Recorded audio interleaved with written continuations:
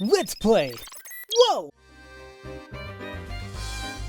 Hello there, ladies and gentlemen. You all may call me Pharaoh, and welcome to the second and final bonus video of Professor Layton and the Lost Future this time around. This is, of course, the European/Australian version of Unwound Future here in the States. The reason why I'm using this, just like with the other games in the series, is this was the only way that I was able to properly retrieve the weekly puzzles associated with this game. And something, a nice little tidbit here, apparently people liked this version of the game a little bit better simply before the last cutscene, spoilers, between Claire and Layton is like how, because you know how she name dropped the game in Unwound Future, right? But she name drops Lost Future, and I guess it was a lot more sympathetic, saying like, you know, you won't forget me, or will you miss me, something like that. I forgot the direct quote, but nice little tidbit there. Anyway, to access the weekly puzzles, just like we access the latest challenges, we go into bonuses, we load up the save file, go into weekly puzzle, and if they're all downloaded properly, they'll be under solve puzzles. There should be a total of 33 of these puzzles. Now, these are actually, if you see here, they're actually backwards. So, like, they have, like, April 1st of 2011, May 1st, and then they have all the way on top, and then they have the very first one down here. So we'll be going from bottom to top, starting with postage, or puzzling postage. Let's see how long all this takes. The local post office sells 10 different stamps, which values from 10 pence, 20 pence, 30 pence, and so on, up to 100. Or, you know, 1 pence, or pound, I should say. I don't know why I keep forgetting the currency symbol for euros and pounds. I mean, euros looks like an E. Anyway, your task is to purchase the 4 stamps that, when used in any combination, can create any 10 pence increment from 10 pence up to the highest possible value. The examples show 4 potential combinations, but not the final answer. Okay, hold on. Now, as I've also stated too, you could actually use hints here to give you one general hint. So why not just take a look at it? The highest possible value you'll be able to create with the correct 4 stamps is 150. That's using all 4 stamps, of course. So which 4 would that be? Yeah, why the hell was I not understanding? This might be one of those things where it might actually been... I doubt it would be easier if they put this like in cents or something, but I don't know why I'm not understanding exactly what they're asking for. Is to purchase the 4 stamps that, when used in any combination, can create every 10 pence increment. Oh, up to the highest value. And they're stating it's 150. I'm not really sure. Maybe that's why I'm not understanding. Why is it technically 150? But either way, I guess we just pick 4 that can equal up to 150. That's gonna be too much, even if we use like the small ones there. Could I do this? Where does that put me at? No, I'm still a little bit too high. Let's see. That gets me at 1... What is that? That's 110. I can do that. This one's as good as solved. Okay.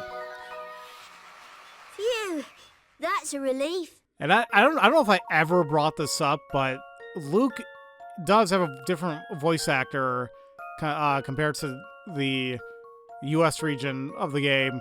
I don't know if there's a preference per se among fans of whether they like one over the other. I think they both sound fine. So with the 10, 20, 40, and 80 pence stamps, you can create every 10 pence increment from 10 all the way up to 150. Okay, calculations show how to combine the stamps to get to each increment. Alright. On to the next. Sports equipment. A particularly sporty boy is looking at some sporting equipment and says, I love all kinds of sport, but there's one piece of equipment here that wasn't designed with me in mind. What could it be talking about? Well, what do we got? Got a golf club. Oh, we have little check marks each one. So, got a golf club, basketball, baseball, volleyball, soccer. You like all kinds of sports, but there's just one piece of equipment here that wasn't designed with me in mind. Well, I don't... I'm not sure if there's like an easy way to kind of determine this, but I'm just straight up making an assumption here that when I was in school and we had PE and whatnot, we used to like rotate a bunch of different games or sports we would play. And I'll tell you right now, we did soccer, volleyball, baseball, basketball. We didn't do golf. And frankly, I feel like golf is by the weird outlier here. But let me check this hint too. Both the golf club and the baseball bat are held in one's hands when they're being used. Think about that for a while. Both golf club and the baseball bat are held in one's hands. What?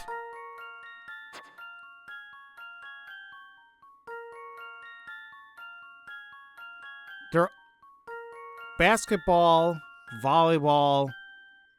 That is a soccer ball, isn't it? I guess you shouldn't be touching it with your hands. I still don't understand what that hint's trying to tell me here. You know what? I'm still gonna go with golf club here because it still seems like a weird outlier. This one's as good as solved. So let me. Okay, I knew it. It's right, but why is it right? The answer is the golf club. All the equipment except the golf club can be used equally well by right-handed or left-handed people. Oh.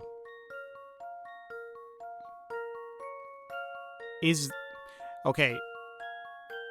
Really? So, I'm gonna say this. I don't play golf at all. And I think I used it like... I think I did like, once or twice with friends? I think when we were in Vegas? I honestly, once again, this is just me, I'm being truthful here, I didn't realize that they weren't switchable, I guess. Oh. Okay. My only golf knowledge is literally probably like, Happy Gilmore. I used to watch that movie way too much when I was younger. Didn't see the sequel, though. A dicey treasure map. Treasure is buried beneath the far left square of the 6 blank squares below. Place the 6 dice panels over onto the blank squares in a way that will reveal the hidden treasure's location to anyone. Can these rotate? They can.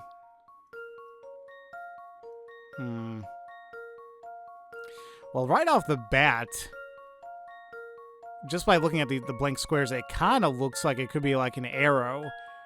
And with that alone, I'm going to make the assumption that we got to make an arrow out of this. Let's take a look at the hint, though. Place the most eye-catching dice panel above the hidden treasure's location, far left blank square. Then create an arrow shape. Oh, I was basically telling you what to do. Okay. At least I had the right idea, so make an arrow. I can rotate this. Yeah, there you go.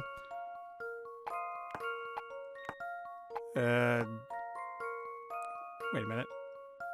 Yeah, that looks a little bit better. Okay.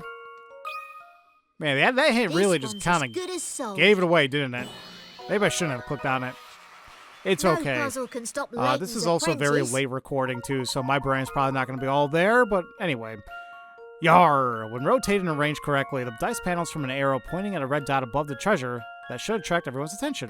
Where could a treasure be? Alrighty. Analog angles. 3 times of day are listed below. Which one, A, B, or C, forms the largest angle between the 2 hands when displayed on an analog clock? Okay. Well, Ooh, let's whoop out the memo here and get this going here. So 10, 10. That'll be like around... This is going to be like just kind of an assumption, kinda. But what angle are they talking about? They're talking about like the inside or outside, because frankly, you could do either or. There's this angle, but then there's also like that angle, which is pretty damn wide. Then we have 220. So like what, 220, like kind of like this. Now, this one might actually be it because it has a very small inside angle, but the outside angle is woof, you know? So that might be it. But let's take a look at 550.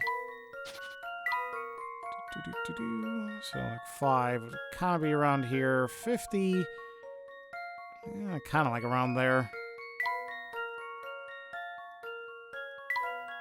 Decent angles both ways, but I still feel like the 220 outside angle is going to be the biggest. How about this? And there we are. I knew it. I knew it. 220 is correct. The outer angle formed by the clock hands is larger than the inner angle for all 3 at a times. As shown above, the outer angle is greatest at 220. Nice. Alrighty. Daily bread.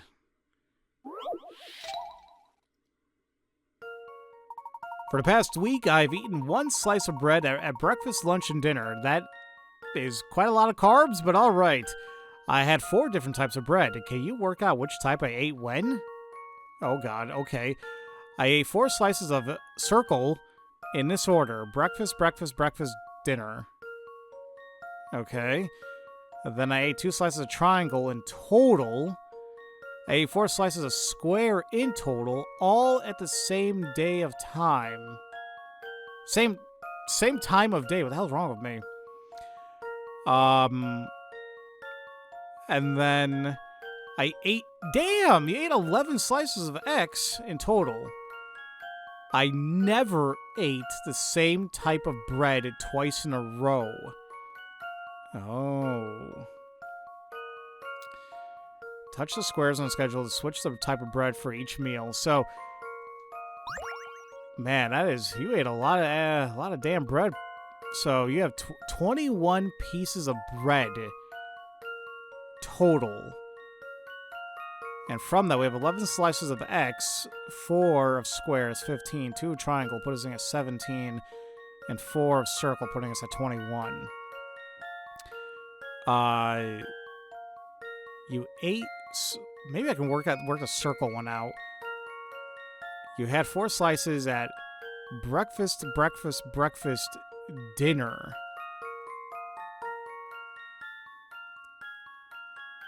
But then the big thing here is, like, you never ate the same type of bread twice in a row. So by clicking on it, we can cycle between the 4. So, but then he says, or they say that at dinner, right? Breakfast, breakfast, breakfast, dinner. What day, though? And the fact that, you know, didn't eat anything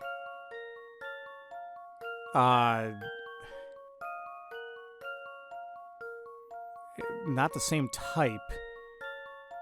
I feel like we gotta use the X's quite a bit, because they gotta equal up quite a bit. Is it...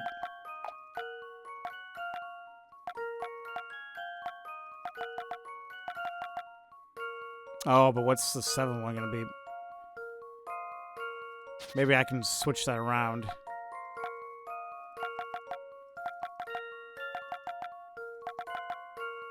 And then something on the bottom. He only ate triangle twice and square all in the same time of day.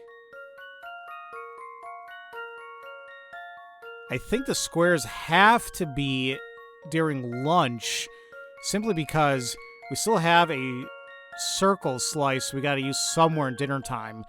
So, and if it's 2 pieces all at the same time, I don't think it's gonna fit like that because we still got to use the X's. I think the point here is X's are gonna be interchanging quite a bit. All right, that's gonna be like the buffer space between other pieces of bread. So, if they ate 4 of the square, I'm thinking it's like that.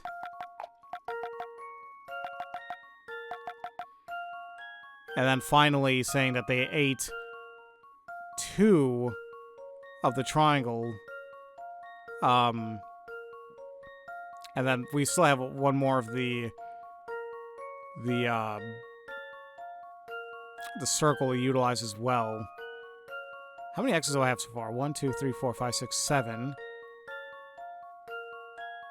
So we have 4 more to use.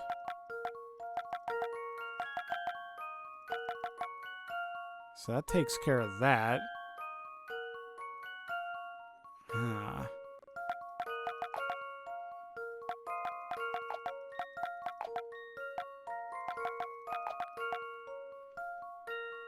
Well, 4 slices of circle.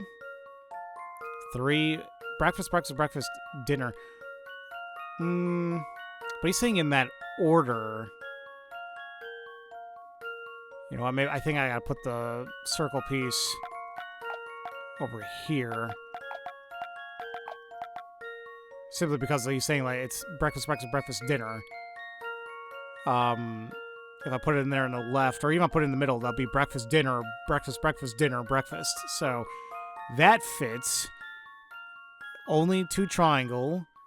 4 slices all during lunch. We have 11X. Never ate same one twice in a row. Looks right. I just noticed the... Yeah. I was saying that's a lot of carbs. You have a round face for a reason, buddy. Here's my answer. Okay. No puzzle can stop Layton's apprentice.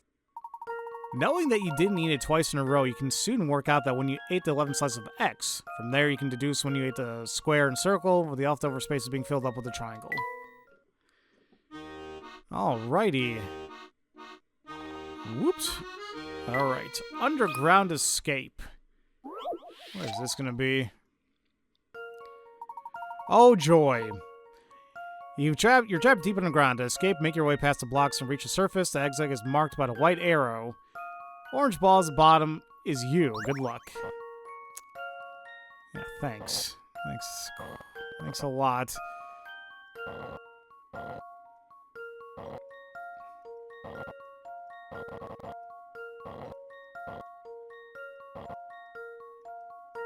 Ooh, what am I doing in my life?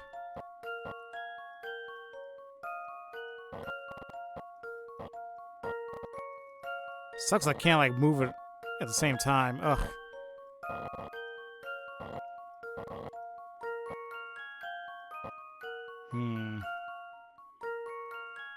Where the hell can I move that piece to?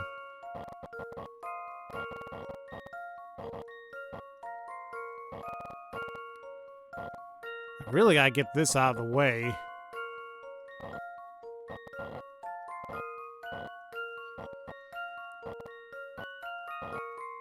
See, if I do it like that, that should work, but I gotta get the... I gotta get my ass out of there. Oh, that worked! Get in there. Ugh. Okay. Here's my answer. Wasn't terrible. And frankly, a lot of times the weekly puzzles aren't going to be as bad compared to everything we've seen before, but I also don't want to jinx it either. Packed up. Excuse me. Again? What the hell, game? Move the orange ball to the square marked by the red arrow on top. It looks daunting, but it can be done. Yeah, sure as hell looks daunting. What the hell, game?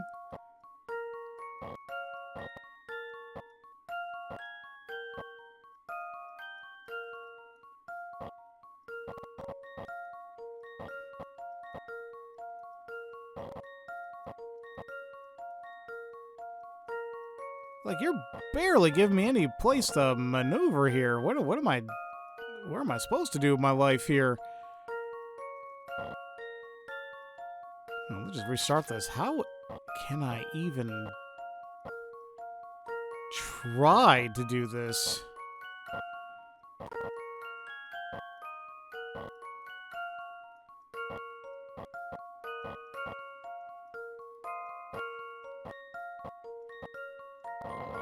Okay, that seems better.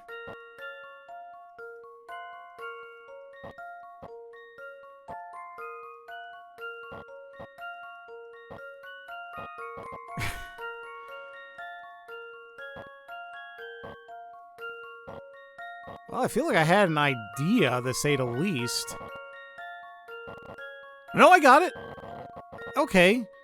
Here's my answer. Damn you, game. Throwing 2 sliding puzzles like right in my face. Phew. One after another. That's a relief. Working out the last move and finally sliding the orange ball into the final square is so satisfying. It is. Like, I have a very love-hate relationship with sliding puzzles. I do despise them. I despise them quite a bit. But it feels good when you actually solve it, too. So it's like, what the hell? Ski slope sketch. I went skiing last weekend and saw such a delicate beauty, I simply had to get my sketchbook out, said one artist to his friend. Look, exquisite, don't you think? The friend pointed at a drawing and replied, well, I'd hardly describe that nose as delicate, but nice drawing anyway. What is the friend talking about? Circle the spot in the sketch and touch submit. So, what the hell is he talking? What is he talking about? He's obviously not thinking this is the nose. So, what is he? What else is it gonna be? Like, there's the hair. Oh, well, okay, I guess I can kind of see it. If you pretend like, unless they're trying to say like this is like a mustache, her eyes, and like this Wario ass nose here is like, or the thing like her hair is like Wario ass nose, and then the goggles is where the actual eyes are. I can kind of see, but like, what the hell? Here's my answer. Phew, that's a relief. Oh my god, yeah, look, it is kind of like Wario there on the right. You hit it on the nose. Depending on how you look at it, the sketch can resemble either a young woman or a portly middle-aged man. What the friend thought was a giant nose is actually the woman's hair. Okay. Now, I don't know about you guys. I mean, I saw the woman right away. But still, that was something. All right, next we got It Works Both Ways. Numbers 1, 2, and 5 are shown here look exactly the same when they're flipped upside down. Yes. Okay. You have 2 cards of 1 on them, 4 of 2, and 1 of 5. Use the cards to create an equation that is also valid when flipped upside down. Okay.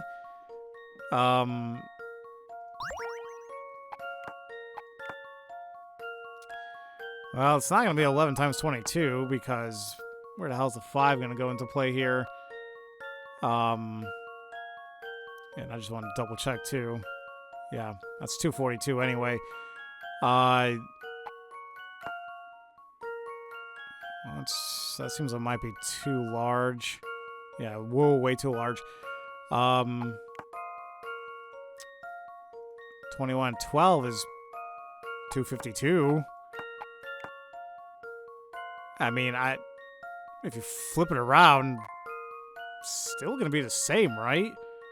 And when they say flip around, they mean like literally rotate the piece, or do they mean like if you put 12 times 21? Well, actually, that doesn't make any damn sense. But this should be fine, right? How about this? I knew it. I mean, it seemed, yeah, one of those two. Okay, that seemed just like simple math, but okay. Plaster party. A friend of yours loves plasters, or, Band-Aids here. He simply, well, actually, Band-Aid is the brand, but he simply adores them. He wears them all the time, whether he's injured or not. Okay. As usual, he's got a load of them stuck all over his face, but today he's made a puzzle out of it just for you. Which one did I stick on first? Okay. Well, I don't know. Well, it's not going to be the ones that don't have anything on top of it, per se. I want to say that, like, you know, this one, obviously went over this one. But which one over that one? So we can kind of narrow it down like that, but I'm also kind of curious on the hint here as well. Well, duh! What type of hint is that? Of course it's going to be underneath all the others.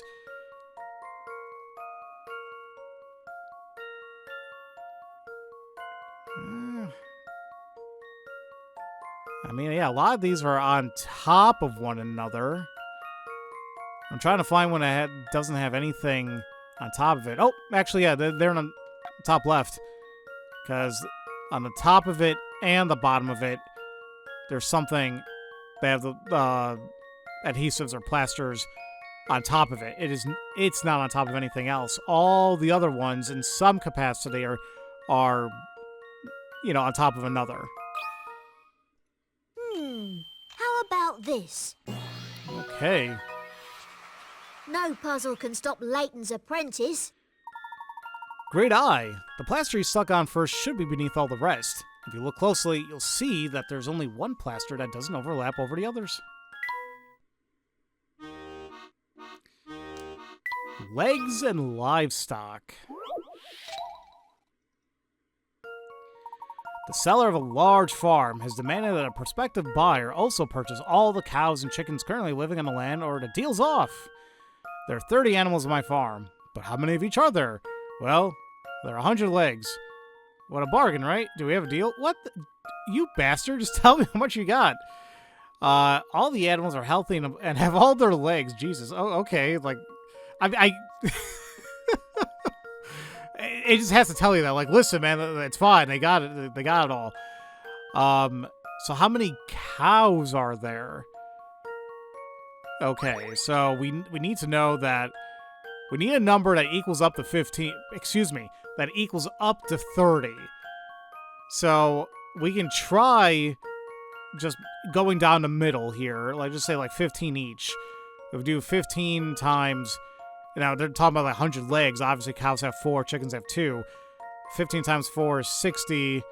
And then 15 times 2 is 30. So 90. Not exactly there. Someone tells me we want more cows than chickens. And speaking of that, I never really got into that show, personally. I don't know why. Let's increase that by 5. Let's do 20 cows. So that would be 20 times 4. That puts us at 80. And then we decrease the chickens by 5. So now we have 10 times 2. That's 8. That's 20. So 80 plus 20, boom, is 100. So that means that there's actually going to be 40 cows. Seems simple enough. How about this? I guess it's No? back to the drawing board. Oh my god. What? Was I not thinking about that correctly? What did I input? Oh my god, did I say 40? Oh. Why the hell did I say 40? Where the hell did 40 come from? I obviously wanted to put 20. 20 times 4 is 80. Where the hell did I get 40? There's not even 40. I'm very confused why I just put 40 right now. I'm very stupid. I'm sorry, guys. Wow. Well, I did say that this was a very late recording, but How about this? I can't even tell you guys why did I have 40 in my I head? knew it. I literally worked it out too. Like, whatever. There are 20 cows living on the farm. 20 cows with 4 legs each equals 80 legs. 10 chickens with 2 legs each equals 20 legs. Together, boom, 30 animals, 100 legs. That's really going to bother me. Why the hell I wrote down 40 so damn confidently when I literally worked out that it was... I don't know. I don't know what the hell's wrong with there. I didn't even catch the name of this. Create a valid equation by placing all 5 of the red tiles into the row with the green one. Okay. A valid equation. Can I rotate these? Oh, wait, that's interesting. I can rotate them a quarter at a time. Well, not even a quarter, like still. What? Okay, so that means the only one really I can see that doing it with is this. We can time, instead of adding something, we can times something. Okay. I don't know how large this is going to be. And we have the 1 here. I can assume I can make that a minus. So it'll be like order of operations. Obviously, this is going to be equals. I'll just do that.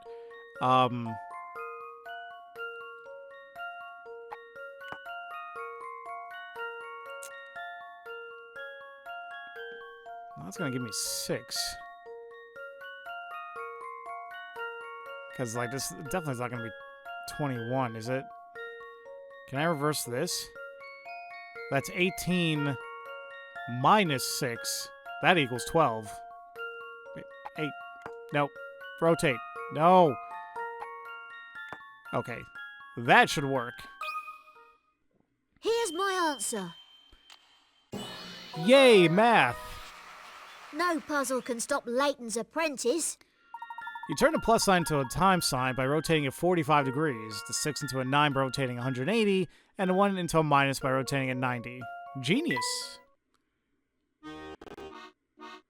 Alright, souvenir photo. Here's a photograph of 4 aliens. The Panporo alien is further right than the Pinporo alien, and the Punporo alien is further left than the Panporo alien. The Panporo alien is further right than the Pinporo alien. If the alien to the right of the Punporo isn't the Penporo, is that alien A the Panporo or B the Pinporo? I just hate you, game. Like, why did you even give me better names here? I can't keep track of this. Well, that's the puzzle. I'll take a look at the hint here. Try out the different possibilities for the alien 2 to the right of the Punporo. If you go through the puzzle conditions, you'll eventually eliminate a candidate and have your answer. Okay. Pan is further right than Pin. Pun is further left than Pan. Pen further right than Pin. 2 to the right of Pun.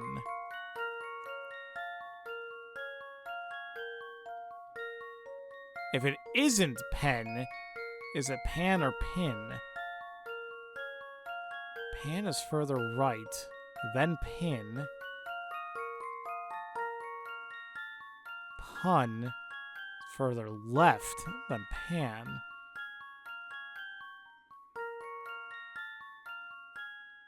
No, further left than the Pan. The Pen is further right than the Pin. To the right of Pun. Where the hell's Pun again? The Pun is further left than the Pan. So we can assume that Pen is either the one all the way to the left or the second to the left. But I say not the Pen. No, is that the Pun? I am getting so damn confused. Okay, you know what? This is not going to be the best way to do this. I don't even care about getting these wrong. This is a 50-50 shot. Just for the sake of Here's my answer. how I hated the wording of that. Wow, okay. No puzzle can stop I did Layton's not want to keep apprentice. thinking about that because I just didn't like it. The Pan-Poro. There are two possible lineups that fulfill the conditions, but in both cases, the alien two to the right of the pun is the pan. Okay. I'm sorry, guys. It's way too late for me to even bother trying to deduce all that. Like, it's not hard, but I'm like, I should have given them my own names and taken it from there, but screw it. Sometimes you just take a chance. Several square carpets of the same size have been laid out on top of each other. No carpet is completely hidden, and none of them have been folded. Which carpet is the bottom? Okay. So, kind of like the plaster one, it's like, which one like is on... It's going to be whatever one is, like, not on top of anything else. This is on top of that one, which is on top of that one, which is on top of this one. That's on top of that, which is on top of that. This actually might be on top of this. That looks like it also might be on top of these two. I think the one at the very bottom is this one on the bottom right. I mean, excuse me, top right. How about this? Okay. That one seemed a little bit really straightforward. That's a relief. Yeah. It's the carpet to the top right. The best way to find the answer to this is to work backwards from the carpet that is completely visible, checking overlapping carefully. Yeah, that's basically what I did, but it seemed pretty simple enough. Anyway, once again, you're looking at the ones that, if they are overlapping, you obviously know that it isn't going to be the one that's all the way in the bottom. So, the crown jewels. Okay, this king's crown contains a number of jewels of the following types: diamond, emerald, and sapphire. There are more than twice as many diamonds as are emeralds. More than twice. The number of sapphires is less than half the number of emeralds. What is the minimum number of jewels the king's crown? Oh. The minimum number? There's more than twice. Minimum number, though. I mean, can we just put, like, placeholders? Like, if there's, like, one diamond, then that means that there's twice as many, no, wait, there's more than twice as many diamonds there are as emeralds. If there's one emerald, wouldn't say there's more than that, like, what, 2 or 3 of the diamonds? But then it says here the number of sapphires is less than half of that of the emeralds. So the emeralds has to be kind of up there to equate that. And this is less than half. So the like least amount is probably going to be like 4. Maybe. And then less than half of it, let's just say that brings it down to 1. But then it says there's more than twice as many as diamonds as there are emeralds. So would it be 9? 14?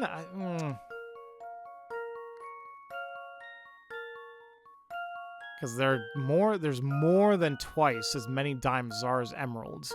But the number of sapphires is less than half the numbers of emeralds. Like, that's why I'm like, I have 4 emeralds here because it's supposed to be less than half. We can't really do half of 3. It'll be 1.5, but then if we do it, like, I mean, I could put 2, I guess? But then, once again, less than half. Half is already 1, so you're going to have less than that? That's why I'm getting a little confuddled there. Number of sapphires is less than half the number of emeralds. What can you gather from this information? There's at least 1 of each type of jewel. See, that's where I'm iffy at.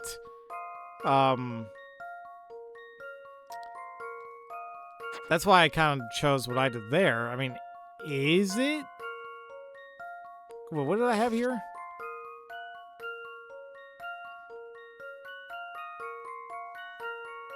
There's more than twice as many diamonds.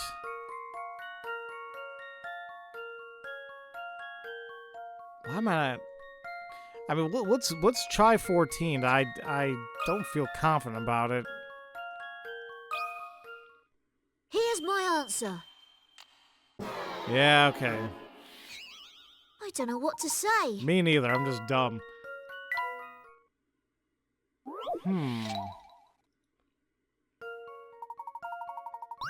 I mean, can I do 3?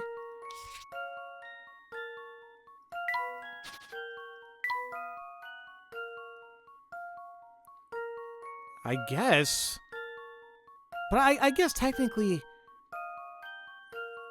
half sapphire is less than half. I guess that could be 1. And then that would put us more than twice. So that means at least 7.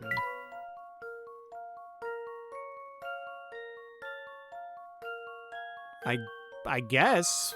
Is it 11? How about this? Okay, it was 11. I No puzzle think can what stop Layton's threw me apprentice. off there was the wording about less than half.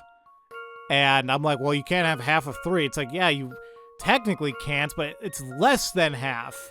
1 is less than 1.5. I don't know why I didn't think that would be viable. If there were 1 or 2 emeralds, then the number of sapphires would not fit the puzzle conditions. The minimum number of emeralds is therefore 3, meaning that there's 1 sapphire, and from that you know the minimum number of diamonds is 7. Okay. That definitely wasn't hard at all, but it's all a matter of perspective. Gemnetics, whatever. This cheeky little magpie has been stealing 1 gem a day over a period of 10 days, and has brought them all to its nest. There are 4 colors of a gem in the nest: white, black, red, and blue. The number of white gems is half the number of black... Oh god, we have more of this.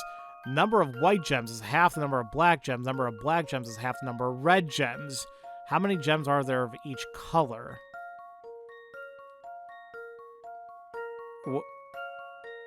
What about the blue gems? Well, either way, they gotta equate up to 10, right? Because he's been stealing 1 gem a day. So, and they're all getting halved. So, can we just start from like 1 and keep going? Like we got 1 white, which is half of black, which is 2, which is half of red, which would be 4. Now, would that be halved as well? Because we got 1, 2, 4, that's 7. Would it be 3 blue? I mean, that's 10. Because if we have anything... If I do 2... we'll just increment it 1 more. If we say we have 2 white, that's half of 4, which is black. That's half of red, which is 8. That's way too much. So, yeah, I think it's 1, 2, 1 white, which is 2 black, which is going to be 4 red, and then the remainder is 3 blue. Okay, I need to do it in order here. So 1, 2, 4, 3. Really? You don't think that's a 3? You happy now? How about this? Okay. No puzzle can stop Layton's apprentice. That's right. Well collected. Okay. Academic arithmetic. We're just about the halfway point here. An exclusive 3-year private school has admitted only 100 new students a year since its inception 3 years ago. Starting from year 4, the school plans to admit 10 more new students each year than it did the previous year. In what year of operation will the school's population first exceed 400 students? You can assume that no students will drop out, change schools, or leave early. Okay. 100 new students a year since its inception 3 years ago. And we gotta remember it's a 3-year school. So after that 3rd year, we're gonna keep losing. Let's say like losing 100, but they're gonna graduate. So, but after the 3rd year, it says they admit 10 more new students each year than the previous year. So at one point it's going to be 110, 120, 130, etc., etc. So what year will it exceed 4? Now,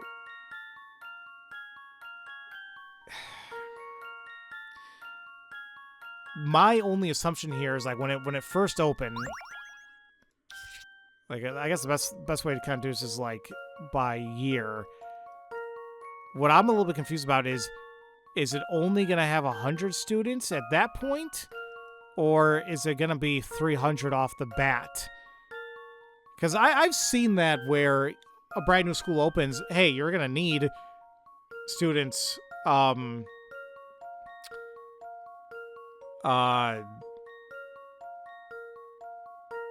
the hell am I trying to say? Like, you're gonna need students, to, in every grade, right? You're not gonna start off at only 100 students, only year 1 students. What about people, that transfer over, right? Now, but with that being said, even if we do have, like, it's 3 years, so I can't really say, like, freshman, sophomore, junior, senior, but I guess for his sake, I'll just say, like, senior. Like, they're going to graduate. You're still going to have the 300. So I guess, frankly, what we can do, I can kind of make this a little bit easier. So after the 3 years, irregardless if we start out 100 or we still have 300 right off the bat, because one class is graduating and the other class is coming in, by year 3, you're still only gonna have 300. Now, after the 3rd year, starting year 4, they're gonna add 10 more. Now, once again, it's not gonna be 400 and something because the first group of 100, or like the graduating class, are gonna leave, but this is going to happen because they're adding 10 more students. But then it keeps going up 10 more. They admit 10 more new students each year. So that means year 4 was 10, year 5 is going to be 20, putting us at 330. Year 6, they're going to give us 30 new students, putting us at 360.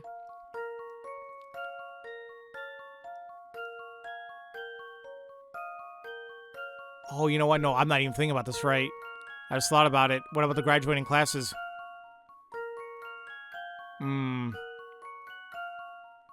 Okay, I can't lose track of that then.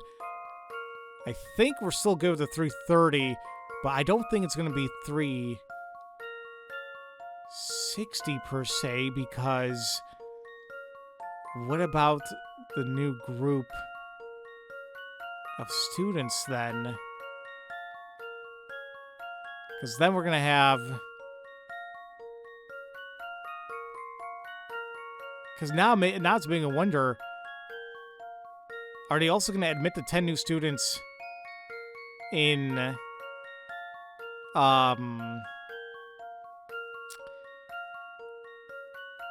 each grade as well?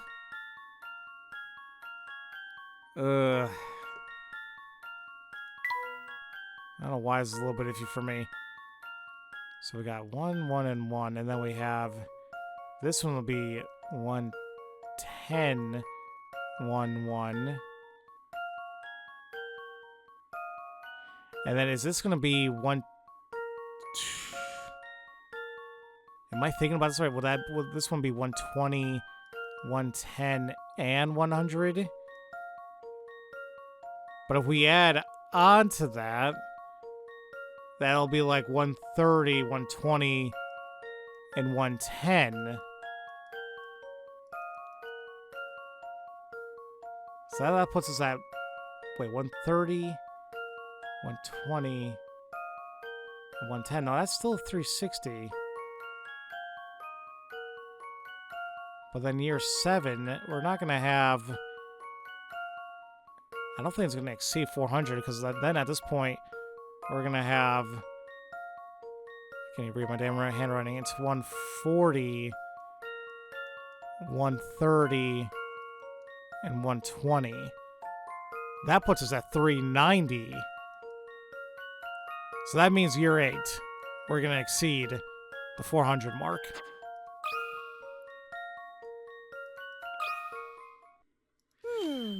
How about this? Having me do math at friggin' 1 something in the morning. No puzzle can stop Layton's apprentice. School's population will exceed 400 students in year 8. Every year from year 4 onwards, the number of new recruits will increase by 10, but the students who started 3 years earlier will finish school and leave. I think that's kind of like the trick to this, right? You gotta remember, like, they're gonna keep leaving after the 3rd year. So in years 4, 5, and 6, population will increase by 10, 20, and then 30 students a year. After that, the population will increase steadily by 30 students a year. Okay. Alrighty. That was fun. Blocked in. This better not be another damn sliding puzzle just by the name of it. Oh, of course. Move that big red block in the bottom left to the square marked with a white arrow in the top right. It looks impossible, but it can be done. Okay, well, definitely not that. What in God's name?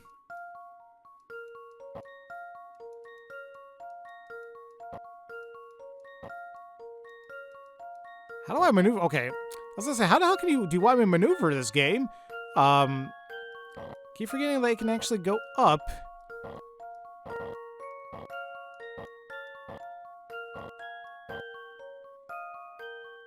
I'm liking kinda where this is going.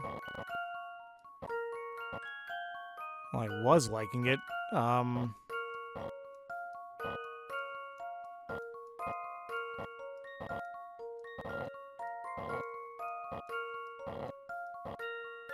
Oh my god, I forgot about the red square. Ugh.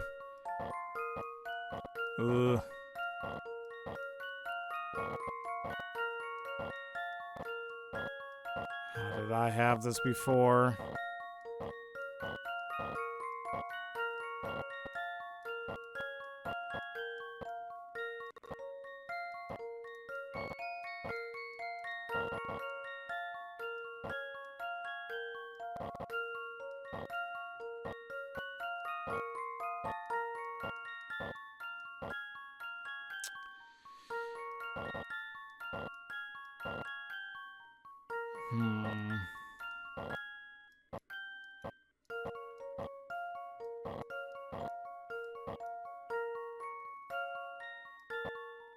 It sucks as I'm like... It's like super close. But where the hell would I put it?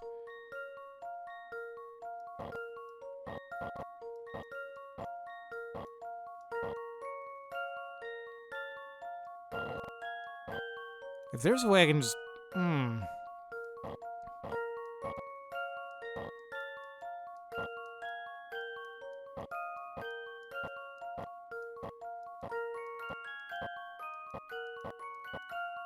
Because sometimes with these puzzles, sometimes it's like, oh, if you maneuver it little by little by little, you'll get to it. But I don't feel like I'm making progress right here. Let me try this again.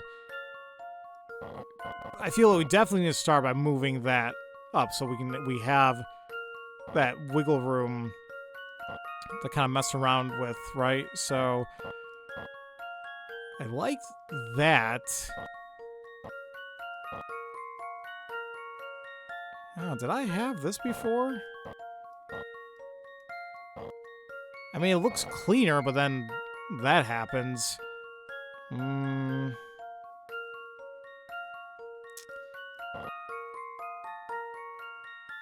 don't know.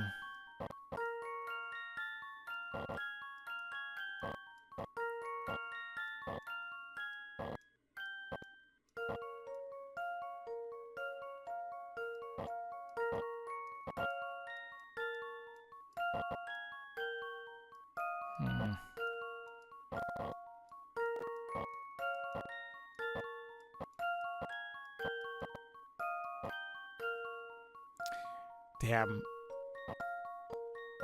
Damn.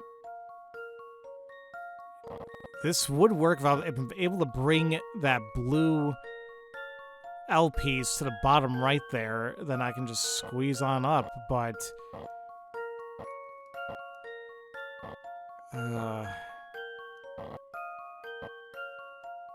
damn it.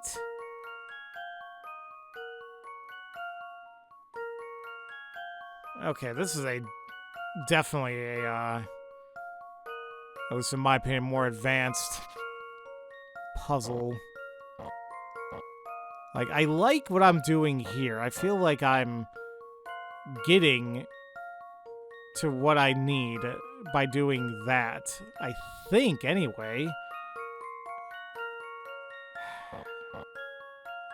But it didn't really work.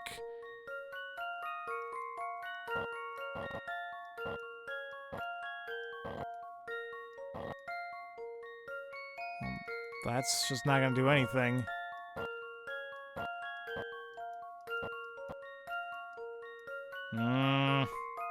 I'm kind of curious on the hint here. Find a way to shift the big purple and green blocks around. This will open up a surprisingly large amount of space and allow you to solve the puzzle with ease. Yeah, that's what I'm trying to figure out.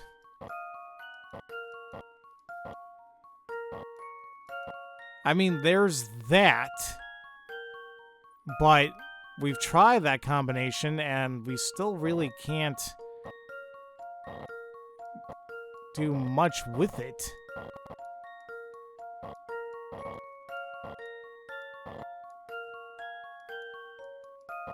And it's not like I can just kind of leave it there.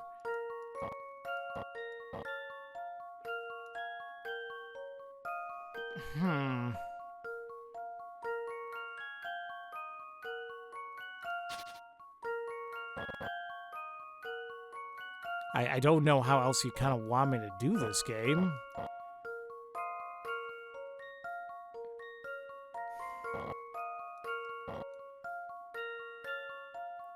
Like, from here, like, I'm kind of iffy.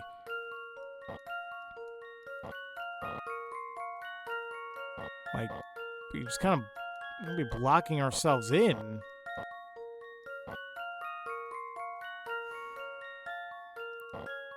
Like, I feel like this has to be it, but, like, once I did this, then what?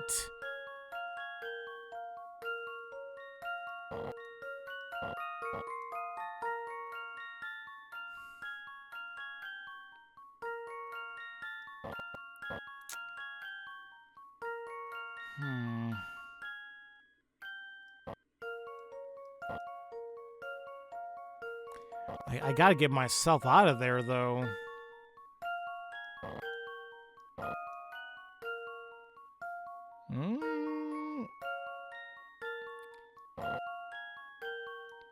Do I need to inverse it? How the hell's that gonna work, though?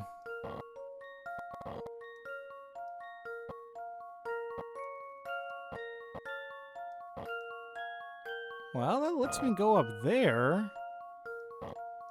Wait a minute. Oh, wait. Oh, there we are. Ew, okay, I didn't like that one. This one's as good as solved. I hated that one, actually. Boo. I knew it. The moment when you slide that last block out of the way, reveal the path to exit, it feels great, doesn't it? Yeah, but you're throwing me so many damn sliding puzzles. Could you stop?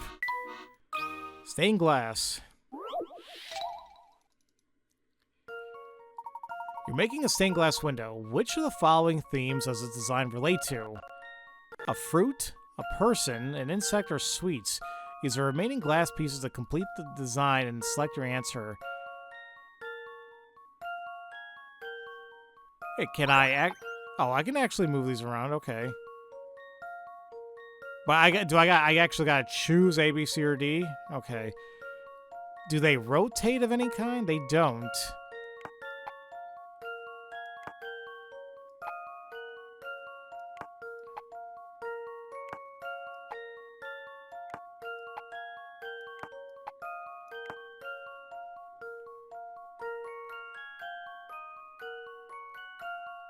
Okay, well, I put it together. I'm kind of crossing my eyes a little bit.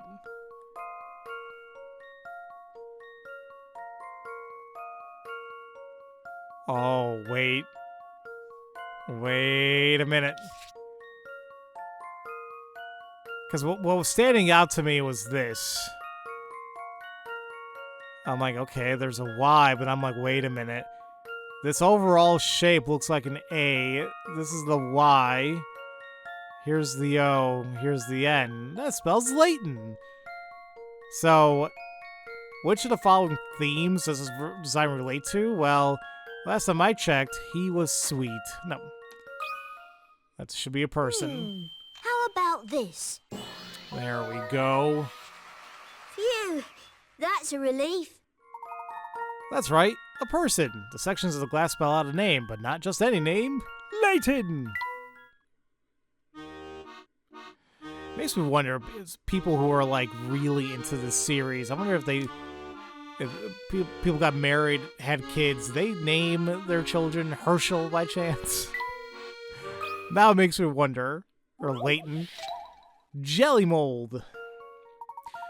This is a jelly mold. Yes, it is. After pouring in the liquid jelly and letting it set in the fridge, you turn out the mold and get a solid shape of jelly.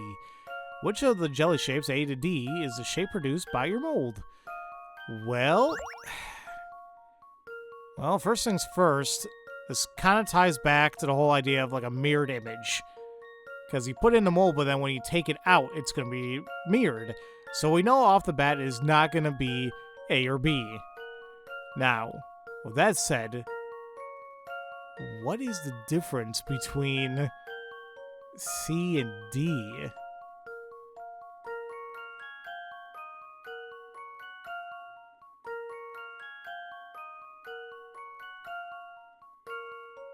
Is it the eyes? Like, I can't, because, like, it looks like it's kind of protruding, so they should be indentations, right? Now, the buttons look correct. But the eyes do look a little weird. What is throwing me off about the eyes? Oh! Because I thought, like, are we supposed to determine, like, if they were indented or not? That's not the case. C looks like it's kind of more so looking to the left. D is more so looking to the right. It is that in the mold. There is more of an opening on the left-hand side of the mold, but once again, meaning that it's mirrored, it's going to look more to the right. So that means it's going to be D. How about that was this? bothering me. I'm like, what is the difference between C and D? But there you go. No puzzle can stop Layton's apprentice. The answer is shaped G. G, what the hell? D. When a jelly is turned out the mold, right and left are reversed as well as the indentation. Since the color of the jelly depends on the ingredients, is irrelevant to the puzzle. I was going to say, well, yeah, but didn't really figure out, like, okay, different colors. Fine. All right. Spades and clubs. A full deck of 52 cards without jokers has been shuffled and divided into 3 roughly equal piles. Roughly equal. The pile on the left has 17, 4 of which are red. The middle pile is 18, 6 of which are red. How many of the cards in a pile on the right are black?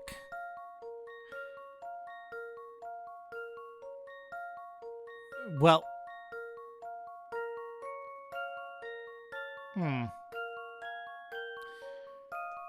I guess we just do some math. If there's 17 cards, and at the end of the day, it's asking how many are black. And there's 52 cards.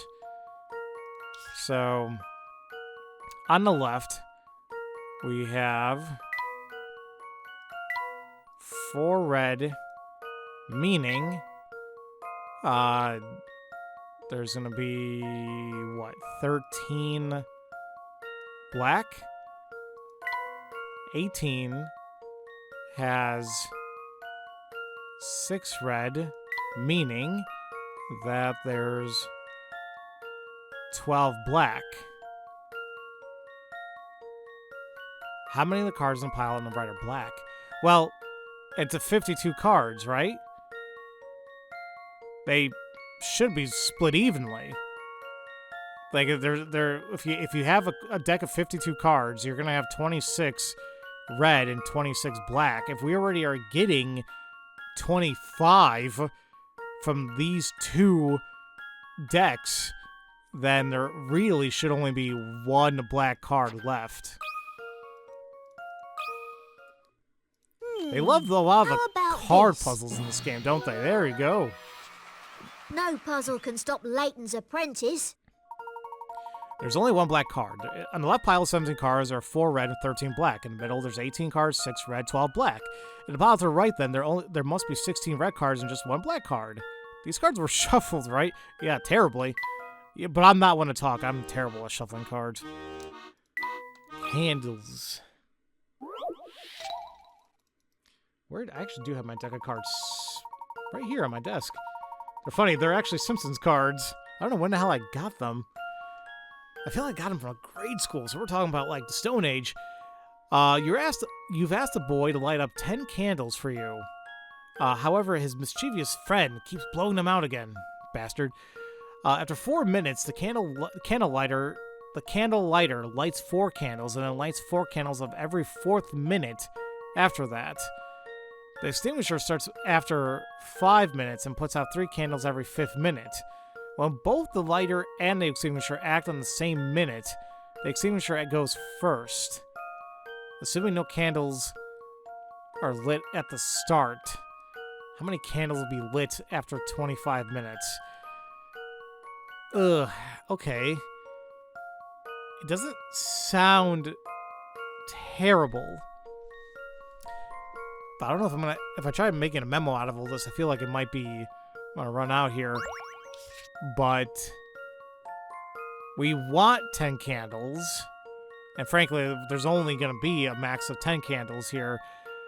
And at the end of the day, he lights up a minute quicker than the extinguisher, only going at every 5 minutes. So I guess we can start at 4. So we have 4 candles. But at the 5th minute, we have 3. But at the 8th minute, shouldn't we... Does he do it? He does another candle after 4 minutes, right? No, he says, and then lights 4 candles. No, so it is every 4 minutes he does another 4. Oh, wait a minute. The extinguisher puts out 3. Okay, that's why I was... So then we have 1. My bad. So after the 8th minute, we have 5. At 10, we'll have 2. At 12, we'll have 6. At 15, we'll have 5. But at 16, we'll have 9. But here's the thing now. Now that they're going to equal together, in the 20th minute, he goes first. Right?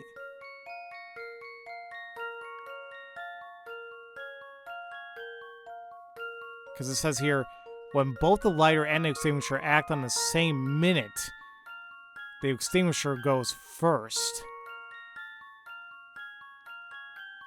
Well, I think either way he was going to go first because they meet up here anyway. So, will that be 6? And then at the same time, at 20, that brings us up to 10. He can't light anymore because we have the full amount right there at 10. So 24 is not going to do anything. It's still going to be 10. But on the 25th minute,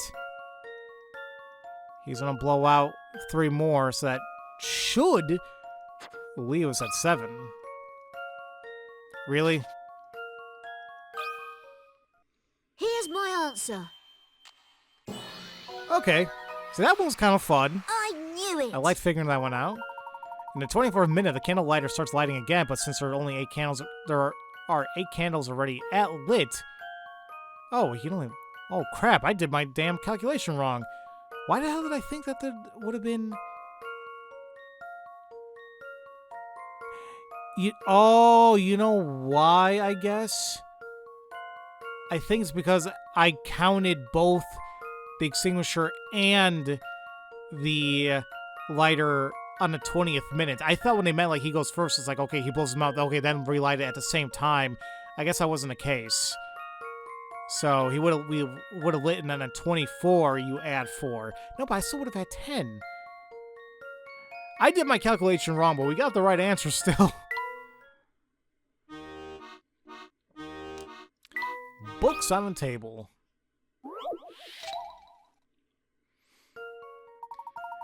Three books have been placed on the table. Someone looking at the books from a certain direction commented, "That reminds me of Professor Layton." Which direction? Which direction was this person looking at the books? So something reminds you of Layton. Well, the only thing I can think of him that can make you be reminded of him is his hat. I highly doubt you're going to see that from A or C. So from there, it's like, okay, is it going to be B or D? If we look at it from B,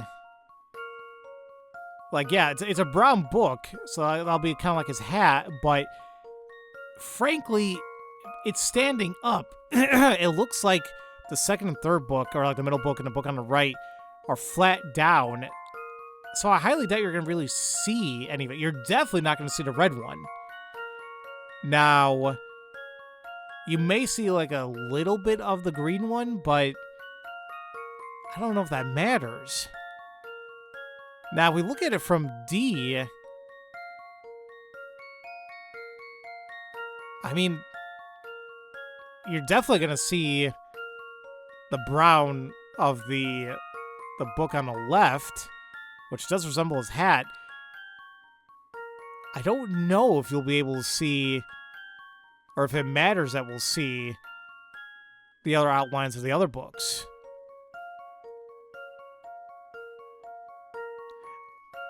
Like, I don't know if the thickness of the books themselves matter, because I can't really tell the difference between the middle and the right. The middle does look pretty thick, so now it makes me wonder, is that, like, overlapping the view of what we'll see from the book on the right? I'm taking more of a hunch here. I want to say it's D, but let me take a look at the hint here as well. When a person said it reminded them of Layton, what do they mean? Professor Layton's an English gentleman. What's the first thing that comes to mind when you think of English gentleman? Tea. No. But I think they're talking about his hat. So, yeah, let's. I'm gonna go with my hunch here and say D, and see what's How up. about this? Okay, it is D.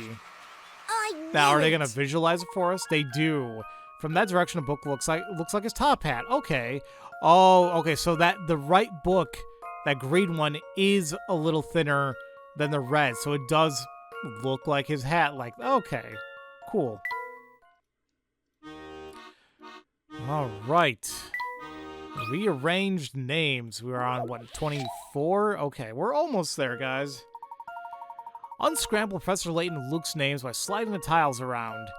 Line up each tile to match the letters on the outside of the box. I'll be sure to leave the space with the red slash through it blank. So we can't have anything on the bottom right.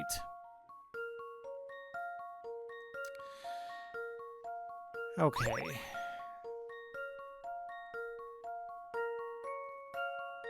Where the hell? Okay, really quick. What do we do with this one? Or does that go, like, right there?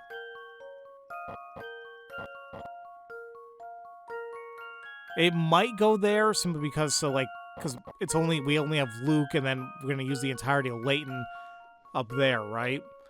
Now something that I'm seeing off the bat, we can see that, we have, it's color-coded? I don't know if that matters or not.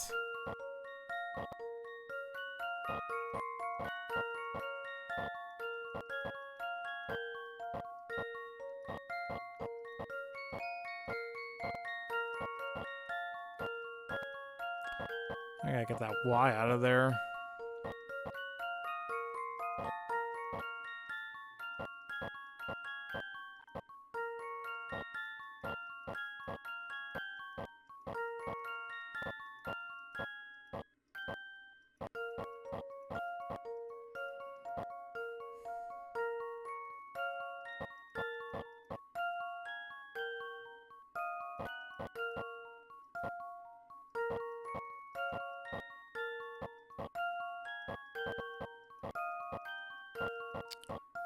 God, I hate sliding puzzles, and this one is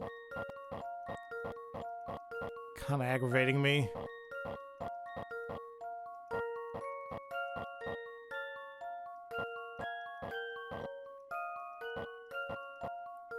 Can't even spell his damn name correctly.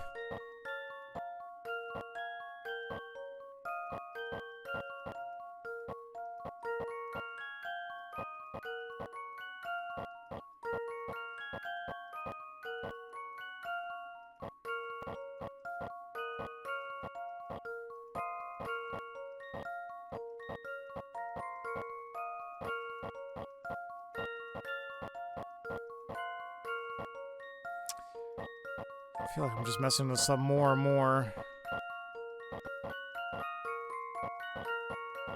I'm kind of at the cusp of like, I'm just kind of like doing things willy-nilly to see if that kind of gets me anywhere, but yeah, it just feels like I'm just making it a crap ton worse.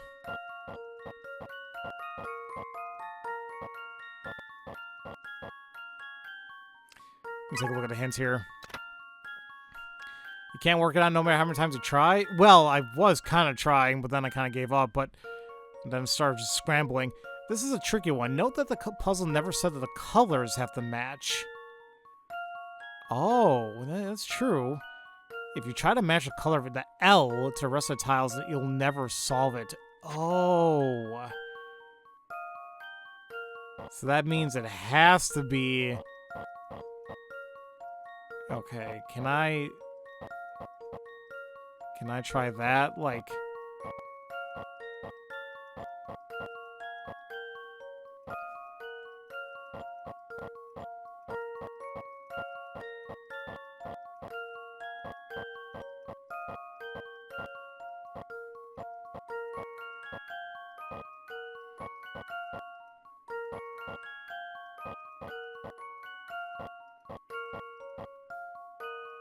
Damn it, no, it's just... Why the hell did I do all that? Because now it's just...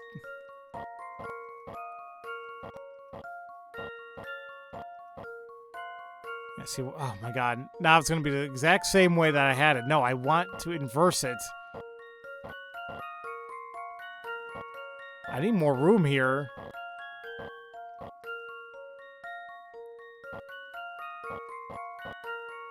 Like, I'm trying to think in my head, how can I...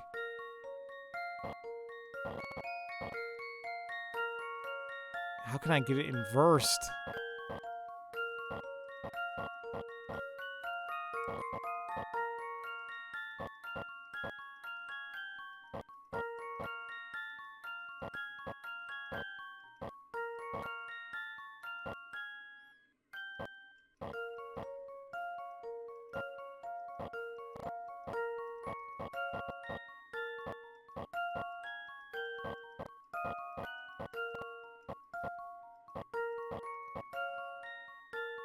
Okay, hold on. That might get me to what I was looking for. Okay, so that's reversed. Now the matter of trying to get everything else is gonna be funky, but...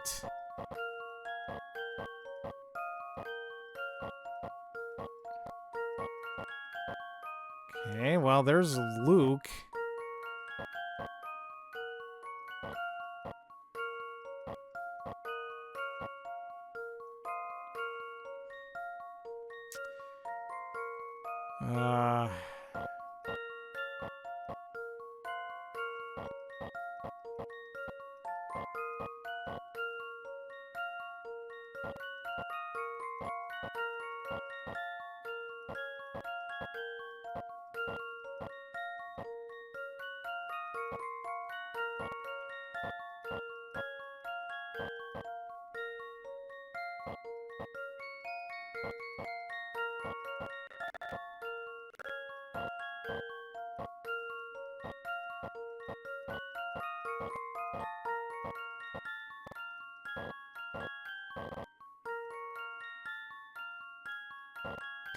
Okay, AU.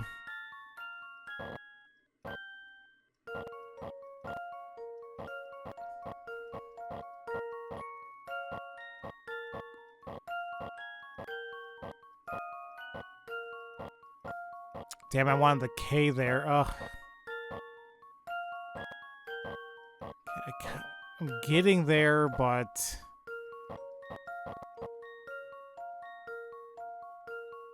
I want the K to be next to the Y.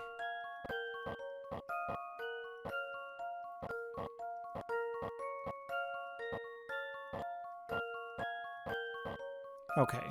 Now if I rotate those... Okay. Now same thing. If I have the E next to the T, which we kind of already have...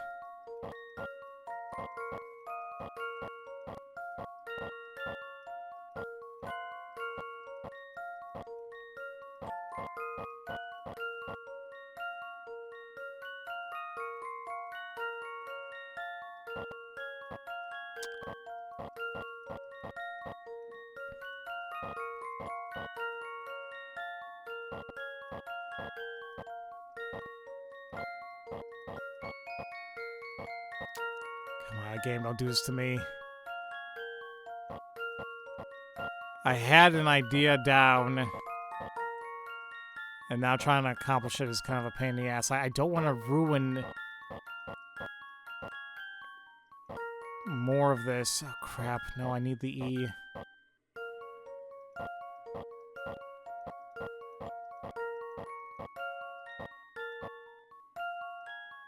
It's Lupton.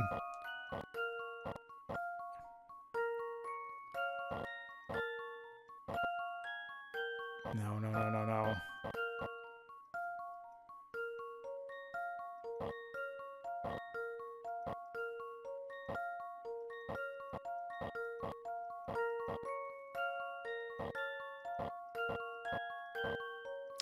No, I want the T underneath.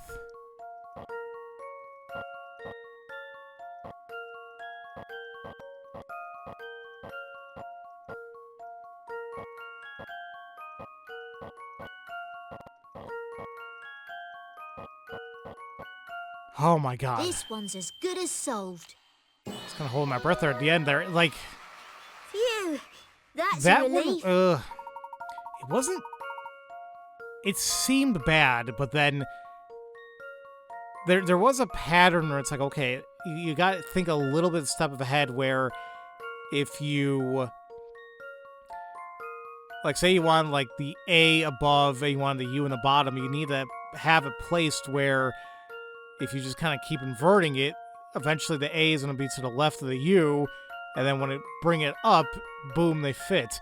I was trying to use that logic, but I eventually got it.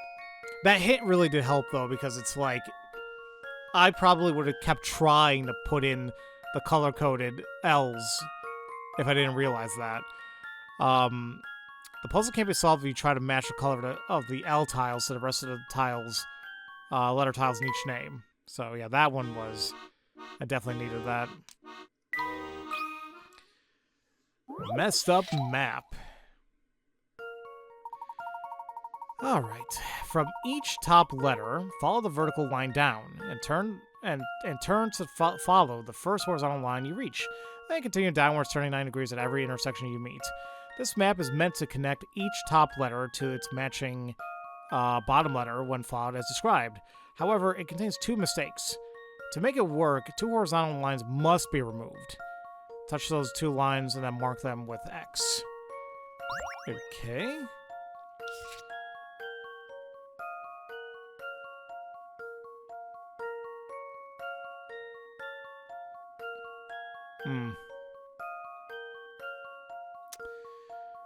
Well, and obviously ain't gonna work. Frankly, it starts messing up, I think, over here. Because let's say I remove that, right? Then what's gonna happen... It's gonna go there. Okay. So... let's erase this now.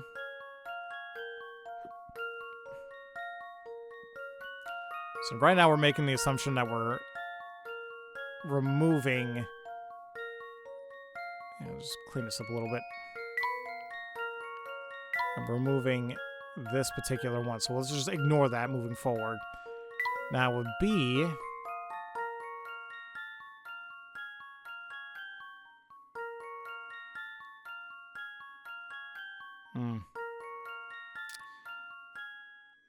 Now with this one...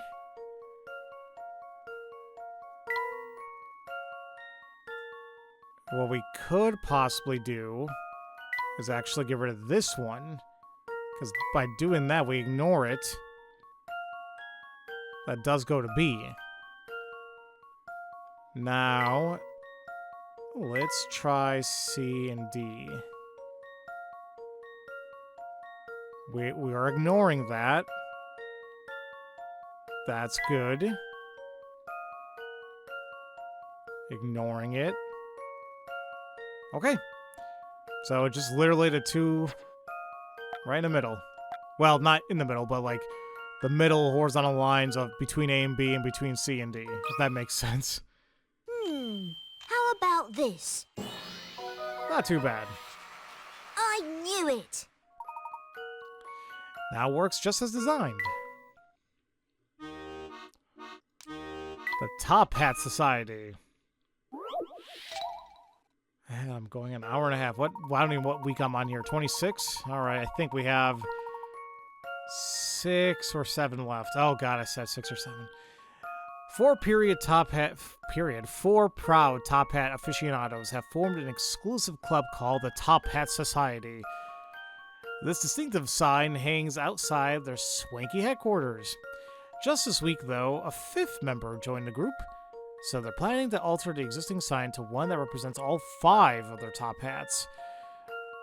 this can be done by simply cutting the existing sign into 3 pieces and then reassembling it in a new way. Where should the lines be made? Where should the cuts be made? So just draw, 2 straight lines? To make 3 pieces. Okay, so that kind of helps saying that it's only going to be 2, because at first I'm like, okay, like, you know, like, well, yeah, because how the hell? 3 pieces. Can this go diagonally? Nah, no, God, no, not really. And we can't. Here's like we have a cross section. That's 4. So 3 pieces. We could do something like that. That's 3.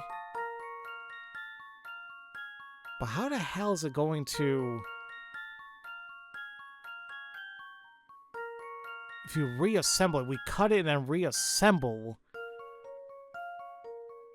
It's gonna show all 5?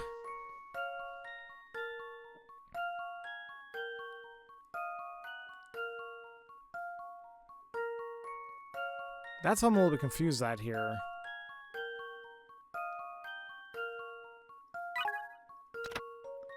For the first cut, divide the sign to the top and bottom piece, drawing a line through the middle from left to right. Okay, well, I have that already. Now think carefully about where to make the second cut. So this is correct. And yeah, I think to make that only 3 pieces, you're only gonna do something like this. Something like that. Now, I don't know if you necessarily want to cut in. Well, we already are kind of cutting into the hats, though. Or is that the gimmick? Like, we're cutting it, but then, like, we're going to reassemble the hats in such a way that it's going to make a 5th hat. So, with that alone, like, I don't think we actually want to cut, like, into it, like, kind of like a middle portion, because, like, then the middle is not going to work. Or, like, here, if we use something...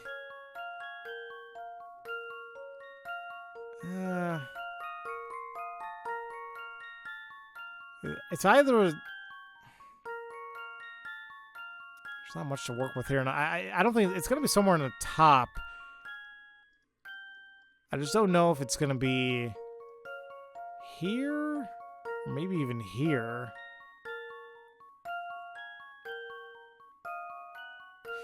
Well, think about it like this. Say I cut it like this. Now... Well, now this whole entire portion is essentially cut off. However, if we take this cut off portion and like smack in the middle here, now we're gonna have this hat be placed here.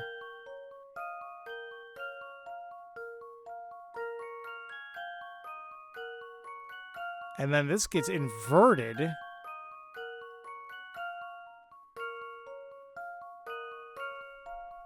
I don't know.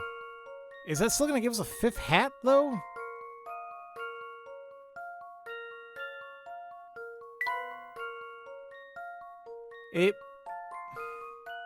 I'm not visualizing this. Ooh, do I just want to call a mulligan on this one, or should I just give it a shot? I don't know. Well, it's not like there's no really consequence here. We're not going to lose pick-a-rats. Let's just see how this is. This one's as good as solved. That was the right cut. No puzzle can stop Layton's apprentice. Okay. Why, though? When you cut the sign as shown above and switch the 2 pieces, you get 5 top hats instead of 4. Oh, we're simply switching it? I was, like, thinking about inverting and all that. Okay. Alright. Okay, that makes a lot more sense. I was kind of thinking like that left hat maybe will go on top of the hat in the middle, but there's enough of the hat to make it a fifth. Okay. The hats are a lot smaller, true, but it's better than buying a new sign. Is it, though? A trio of hearts.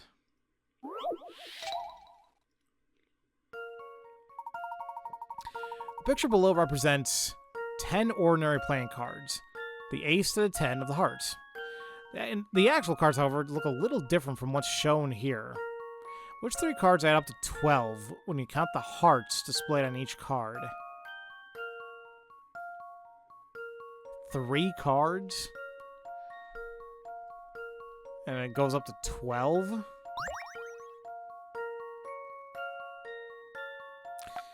I mean, that seems too easy. Alright, sorry for the cut there.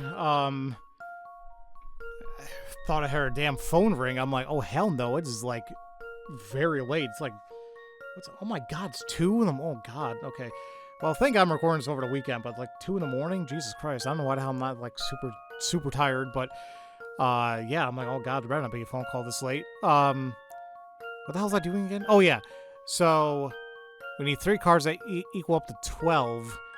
That seems way too easy though, so I doubt it's that. Now, what is kind of throwing me off here is that the actual cards, however, look a little different from what's shown here. So that's obviously the case. Now, I was asking, when you count the cards displayed on each card. Now, I just mentioned about those Simpsons cards. Here they are. Actually, wait a minute. I'm just trying to reach them. Give me 1 second. Ow. Okay. I literally have them in my hands right now. Well, I'm getting out of the pack, I should say. Where? So I'm looking at a card. I'm looking actually at the two of hearts. And I think I see where the hell they're getting at here. As I said, I'm looking physically at the 2 of hearts card. There are not 2 hearts on this card. There's 4. Now you might be wondering, what the hell you mean? Of most playing cards, if not all of them really, should have the 2 hearts, like equating whatever, you know, that you have, 2, 3, 4, etc. But then, don't forget that there's also going to be the number and the symbol of the card on the top left and top right corner. So, because of that, 2 is actually 4, meaning that, like, ace is going to be 3. Now, would that be 3 would be 5. So, if I think about this, 5 plus 4 plus 3 is 12. Here's my answer. No puzzle can That stop was really Layton's clever. apprentice. I literally had a real physical job aid here, though, to help out. But that was cool. Ace, 2, and 3 is the correct combination. It's easy to forget to count the hearts below each of the 2 number corners on every card, but you got it. I don't even know. I have the Simpsons cards. I have this. I don't know what this is. 2003? Yeah, okay.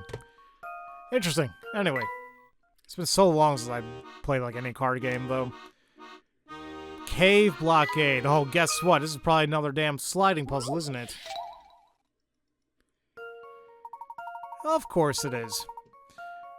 Why the hell did the weekly puzzles love the damn sliding puzzles so damn much? The cave ceiling suddenly collapsed during your caving expedition, and now you're trapped underground. To escape, make your way through the blocks and reach the exit marked by the white arrow on the surface. The orange wall's you.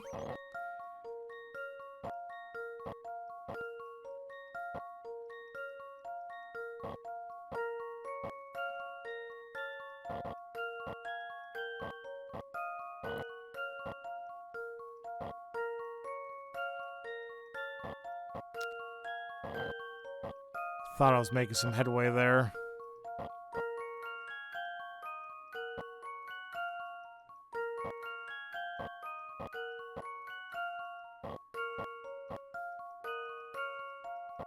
Damn, I was getting a little kind of proud for myself. I'm like, maybe, but it's like, no, not really. Let's back out a little bit because we gotta do something about this this red block.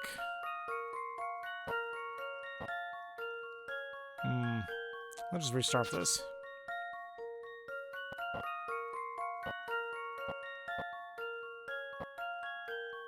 Okay, that's not gonna do anything for us.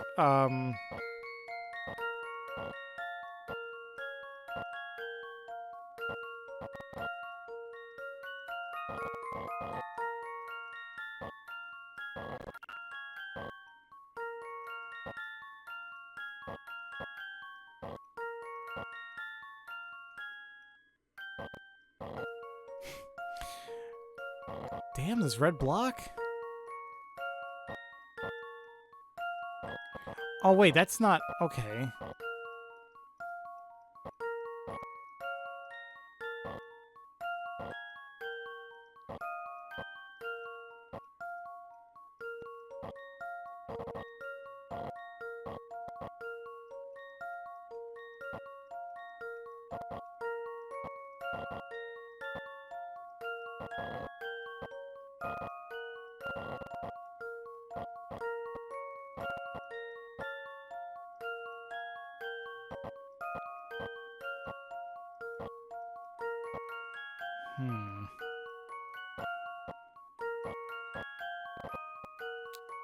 I really gotta find a way to maneuver this red block out of that corner.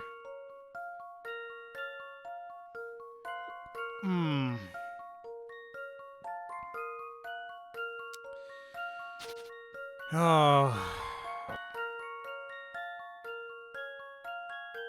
Get out of there.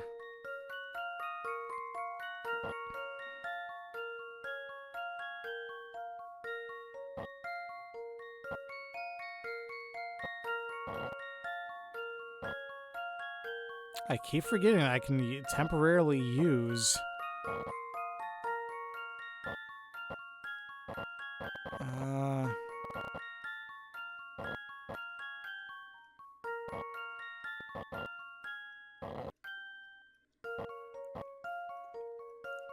Yeah, but I like temporarily use the exit as a position to move things around.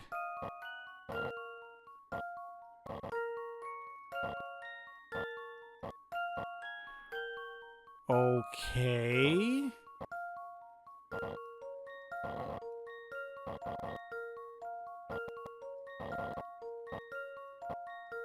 Much better. All right. This one's as good as solved. That seemed pretty difficult until... Phew! Like, once That's again, a once I relief. move that red block, it's like, oh, okay. That was a close one. Stop getting trapped, you puzzle guy.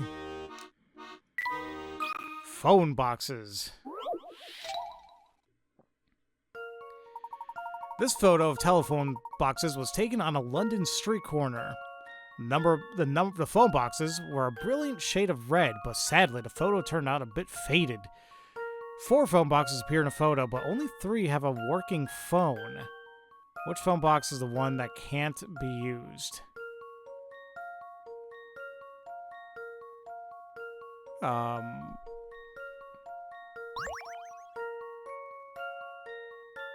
How the hell? How do I tell? Well, wait, what's the guy actually doing to B, though? It's a brilliant shade of red, but why does it matter that it turned out faded? Or does it matter? Let's see, 4 phone boxes appear in a photo, but only 3 have a working phone.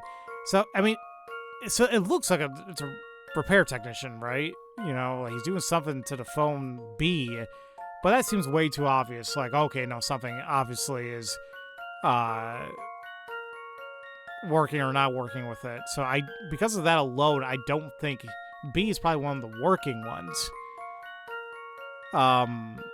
We have something on top, yeah, like a bird on top of C. I don't know if that matters. I'm gonna take a look at the hint here. If you look closely, you'll see that one of the phone boxes is actually a reflection of another one. A reflection?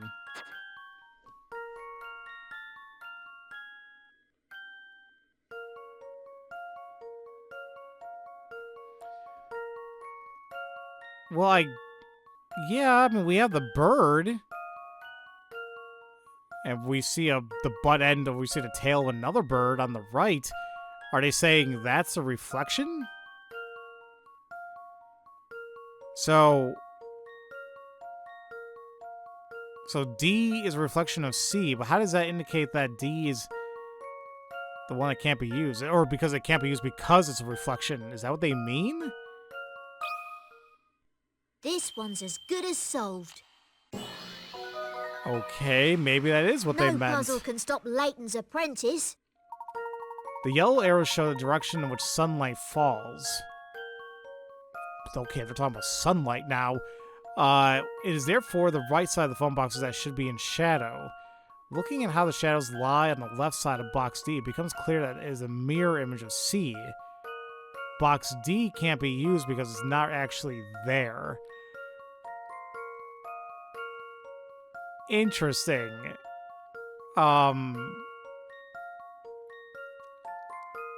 Was not thinking like that at all in terms of looking at the lighting and all that. All right. That hint definitely saved us there. Because I was looking at the bird and not like the sun or the shadows or whatever. 2 of the 5 paper letters below have exactly the same surface area. 2 of the 5. Okay. This can be confirmed without performing any complicated calculations or using a ruler. All you need to work it out is 2 of each letter. Knowing this, can you tell which 2 letters have identical surface areas? So when they mean like by surface area, they mean like literally like if you put 2 of them together or like put them side by side, it's gonna be the same. But wouldn't that be for all of them? I'm probably not thinking about this right.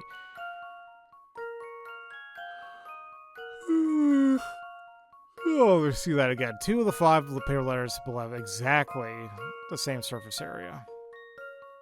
Oh, they mean like same surface area of like the other. Oh my, that. I thought they meant like you're comparing it to itself. No. Like literally, like it could be A is the same area as B, or B is the same area as C, etc., etc. So, okay, I guess the big thing here is, the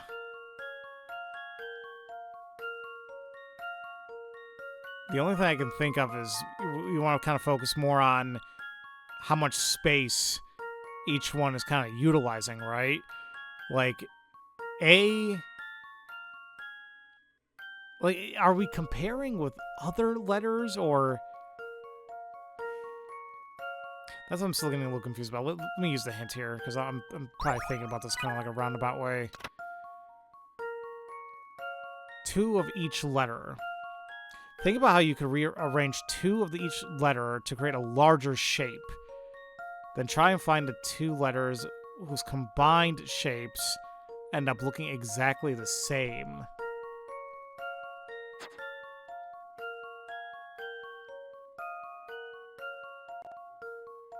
So exactly the same if we combine them.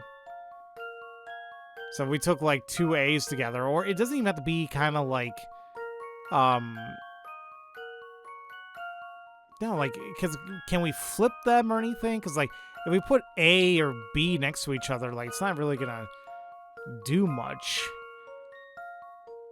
Now, something on C, on the other hand,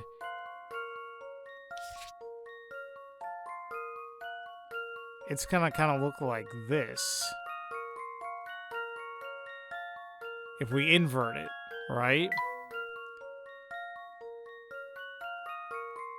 So now it's like, what else is gonna kind of match along with it? And I think it now becomes really obvious that you really can't have that with anything else. I think besides E. Because, like, we already kind of have...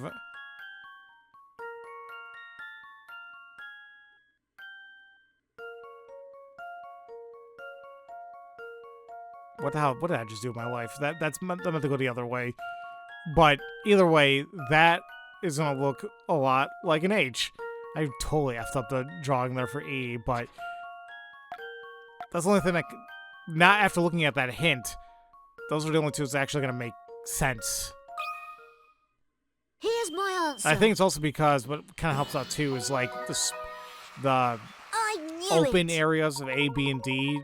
Like, how is that going to kind of correlate with it being the same surface area? As shown above, putting two C's and two E's together face to face, excuse me, forms the same shape.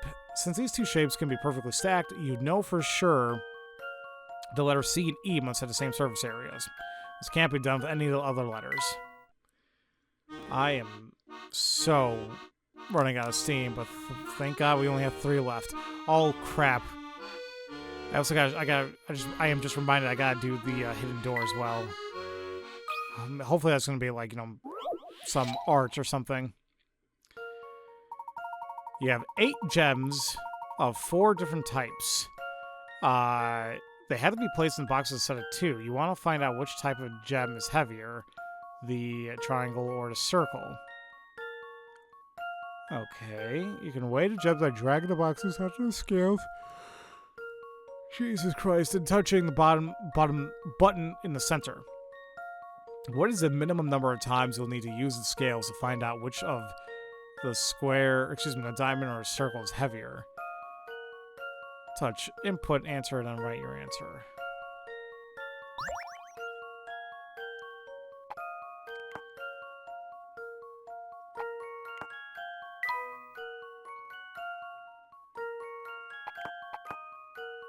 I mean, can it not just simply be...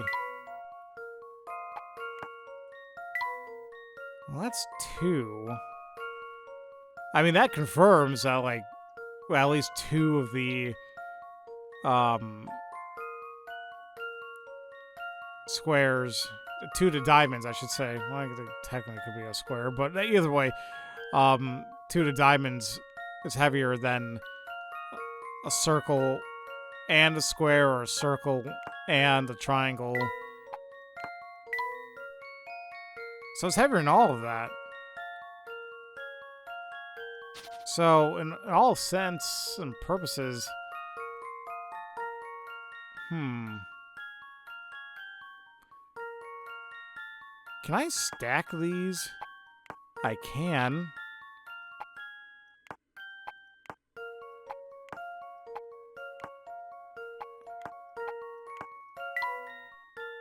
Even then, that shows that the diamonds included with the others is still heavier than the circle.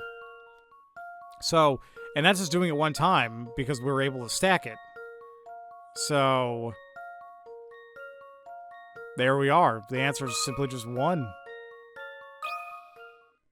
This one's as good as solved. I thought that was going to be a lot I knew worse. it. Compared to two sets, and then with these two sets, since both sides have a square and triangle in common, these cancel out each other. So it's the same as comparing the diamonds and the circle. Okay.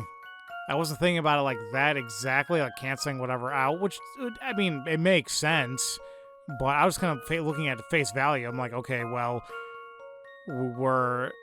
let's take the ones that are similar, right?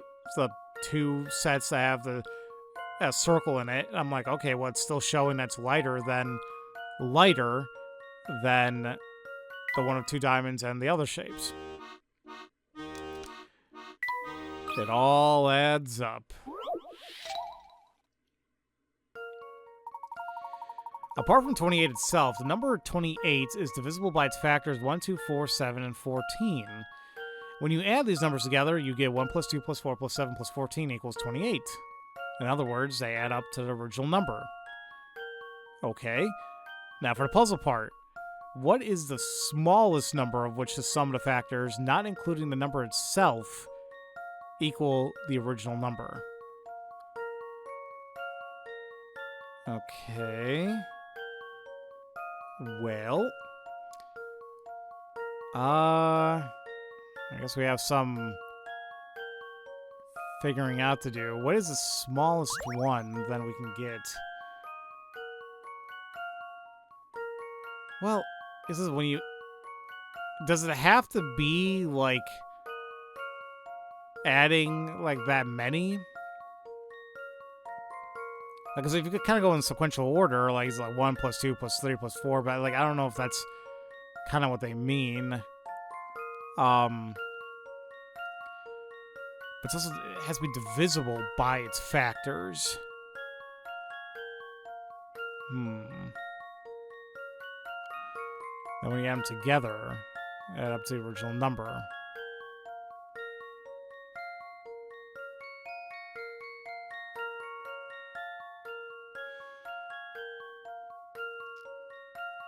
So I already feel like off the bat it's probably not going to be like a odd number. Because, like, it's not going to be properly divisible, I think, in that case. Smallest number of something. Just by that alone, I'd imagine it has to be something in the single digits. So, kind of ruling it out. It's either going to be like 2, 4, 6, or 8. It's not going to be 2. Because, like, you're going to add, like, it's divisible by 1 and 2. But that's going to equal up to 3. 4. Well, can I even say it's going to be divisible by itself, though?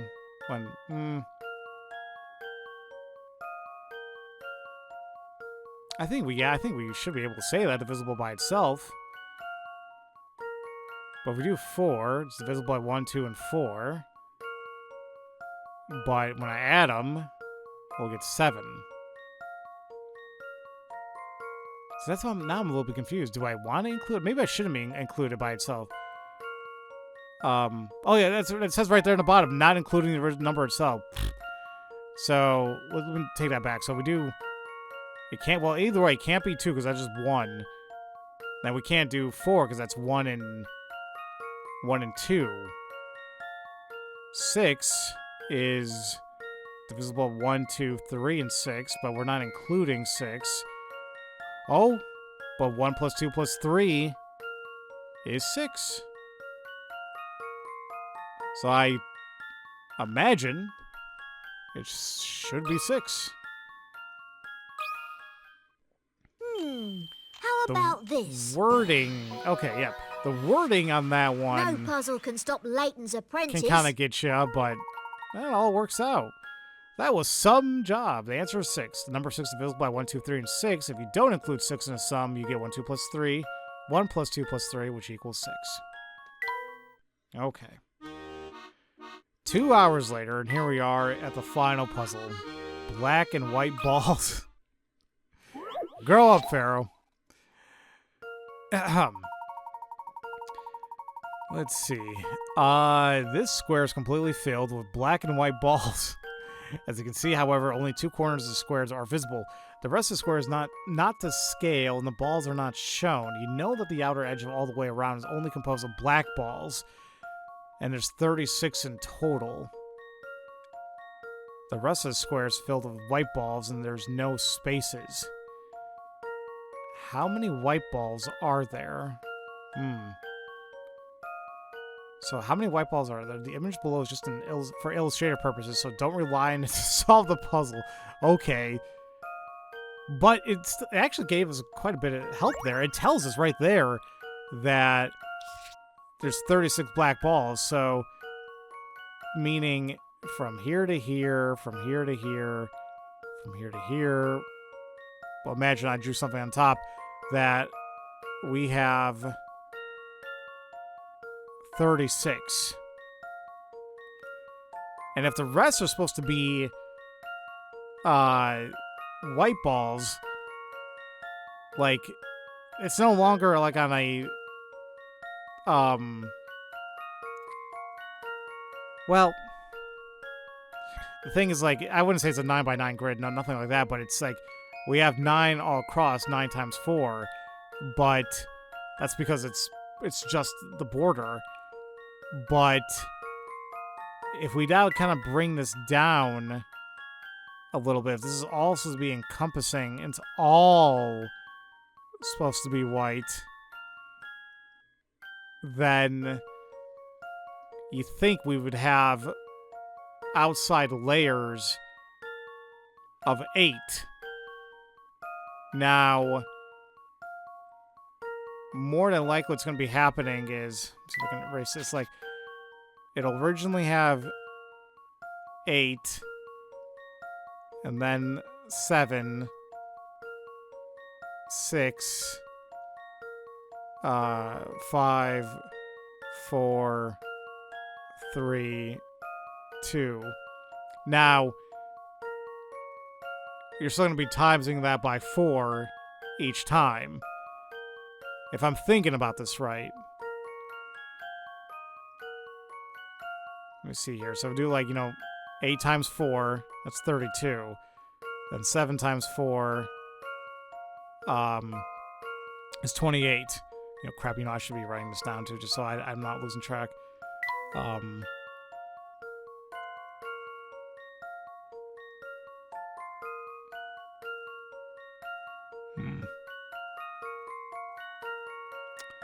8 and 7. Well, hold on a minute.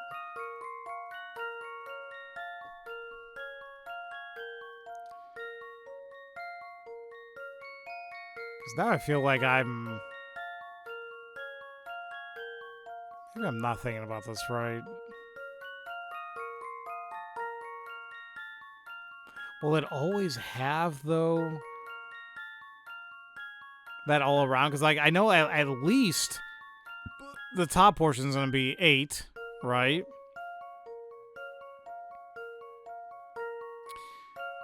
But is it going to be...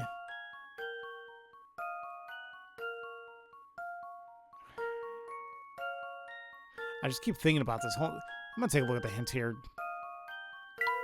I may be overcomplicating this.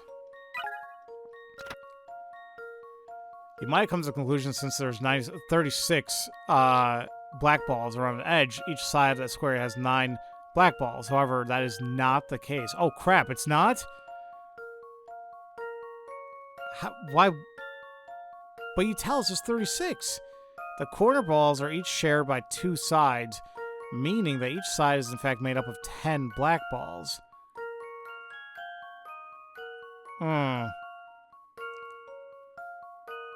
Try drawing your own diagram, and you'll have the answer in no time.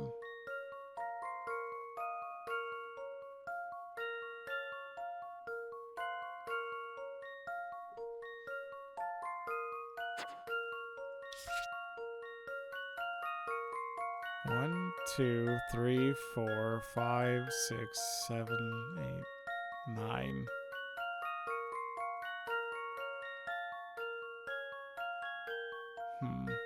2, 3, 4, 5, 6, 7, 8. 4, 5, 6, 7, 8, 9, 4, 3, 6. Da. 1, 2, 3. Yeah, I kind of get what they're getting at here, but it is 2:30. I just saw the damn time.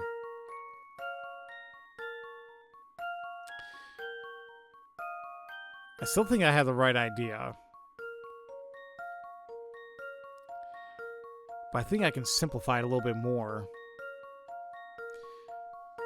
If we have that border, and I think, like I said, we have this 8. Wouldn't we have 8 rows of 8 to fill in the rest of the actual diagram?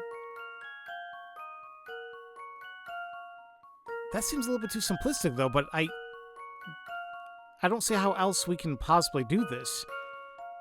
I think it literally is 8 times 8, which in that case, if I'm doing my math correctly, is 64, right? This one's as good as solved. Okay, no, it really was just that. I knew it! There are 64 white balls inside a square. If there are 36 black balls in the outer edge, then each row, vertically and horizontally, must be 10 balls long. The total number of balls in a square, then, is 10 by 10 equals 100. Okay. Subtract the 36 black balls from the 100 total balls, and then you have a total number of 8 white balls. Okay. Another method is to realize that each side of the inner white circle is 8 balls long. And that's my method. That's what I was trying to get at here, but, like, I guess I was trying to kind of, like, bring it smaller. Like, okay, we initially have the grid of 8 around, and, like, okay, then we're gonna have a grid of 7, but you can take a look at the diagram there. I definitely wasn't doing it right, because you're actually, I think you go down by 2. So it'll be 8 initially, then 6, then 4, and then 2. I was going down, one at a time. That's why I'm like, wait, that number doesn't seem right. Okay, ladies and gentlemen, that has been all the weekly puzzles of Unwound / Lost Future.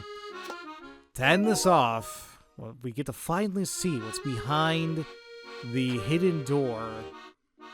Alright, ladies and gentlemen, I switched over to the Unwound Future version of this game so that I can properly input the code that I got from Diabolical Box to go ahead and open this hidden door. So, once again, yeah, you enter the password which you found in the prequel of this game, Diabolical Box, to access this. Now,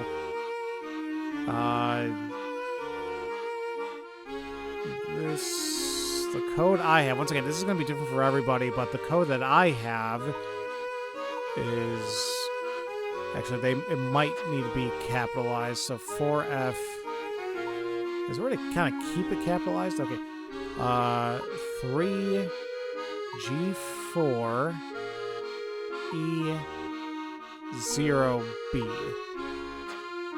Damn it, B. There we are.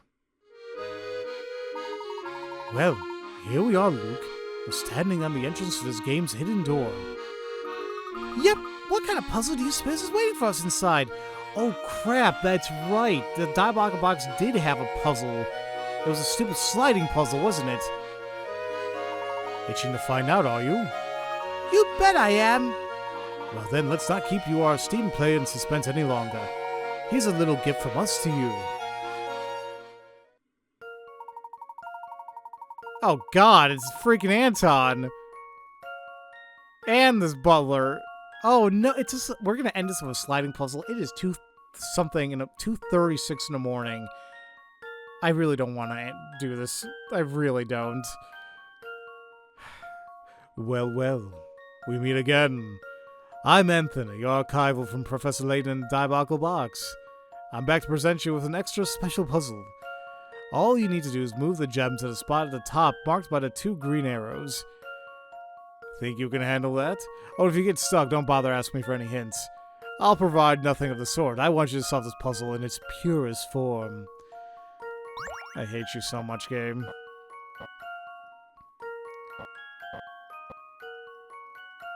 Okay, we can't move the 4 corner pieces.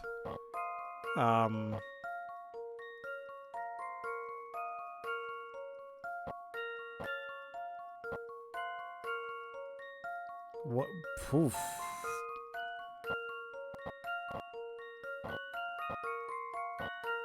Like, what can I actually move here, game? Like, this is like... Okay, hold on, I was making a little bit of headway there, but... Like, there's actually, like, very little space. Kind of do whatever the hell you want to do here.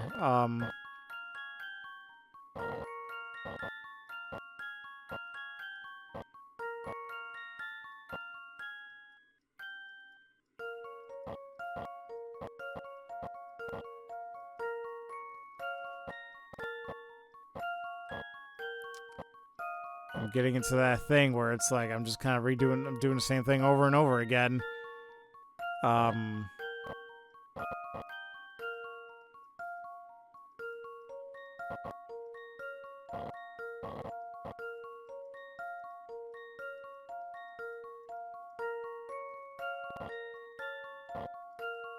What in God's name?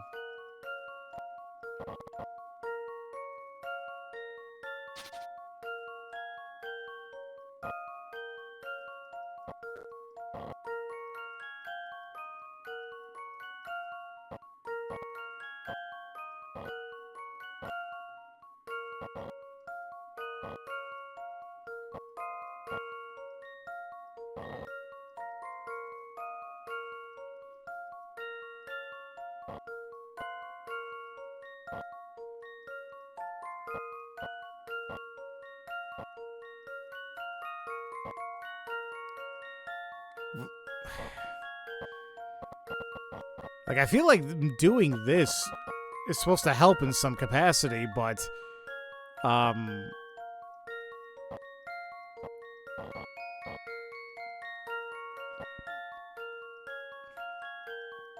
just love how freaking smug friggin' Anton is there, because, like, this is kind of BS.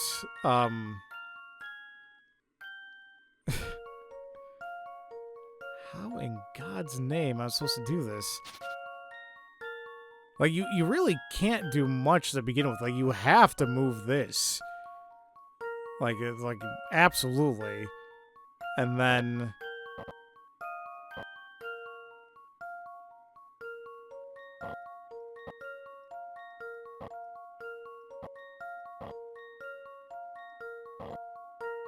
Like, I from here, yeah, I just feel like I'm just kind of doing the same.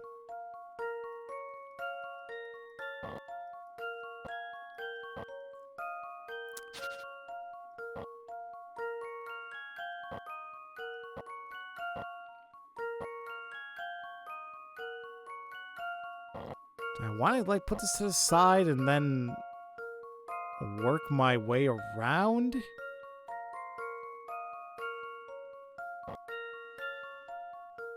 Like, because like I've mentioned before, like you can kind of, certain puzzles I've seen, like if you just kind of work the whatever thing you're trying to get out here, like little by little by little by little,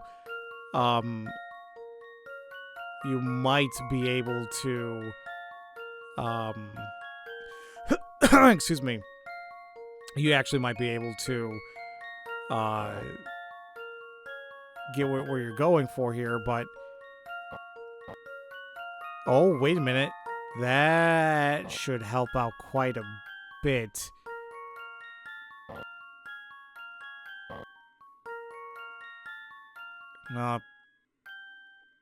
maybe. No. Let me take that back. I think that helped. What do I do next? Like, I can move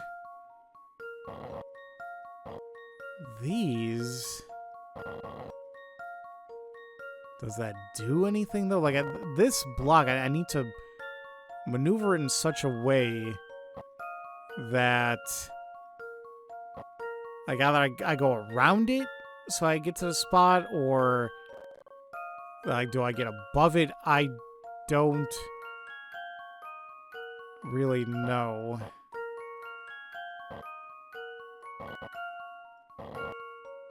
Well, I got above it.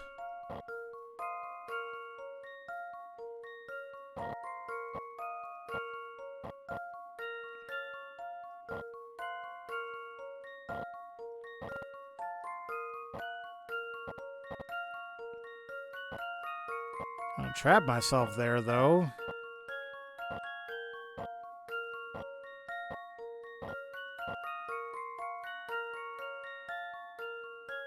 I need to figure out a way to... If I can just bring that down... And I can bring this whole brown block down one... That would be insanely helpful.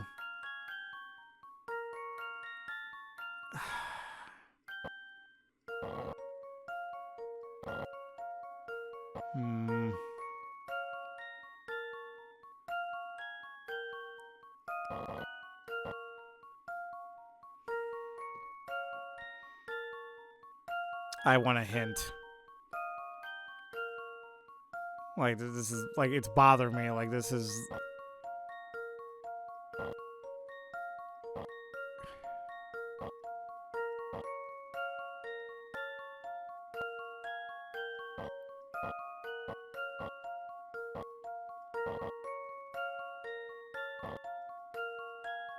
Man, that's not going anywhere.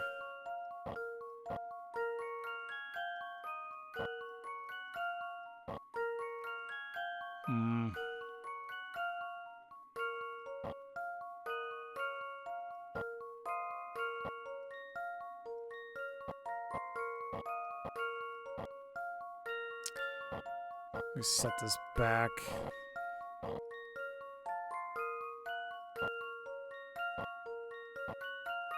Shit, I can't even remember how I did this.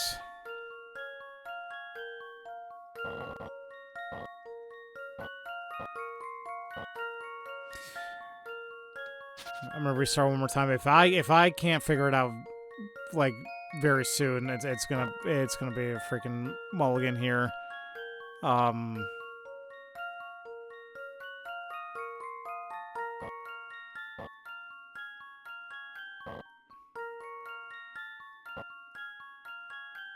God, the problem is I can't even recall how I did this.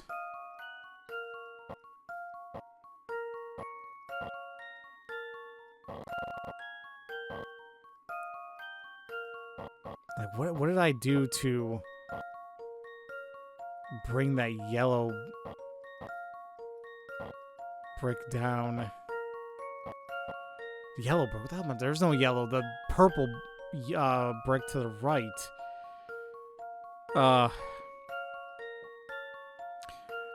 I'm sorry, folks. I am just wiped. I think I'm just gonna look up a solution. The weekly puzzles and then this slide puzzled me out. If it wasn't so damn early in the morning at this rate, and if I not so damn exhausted, I probably may have eventually gotten this, but I'm like literally running on fumes here. I can't even recall how I even got to where I was originally. So, okay. I just found a solution here. Man.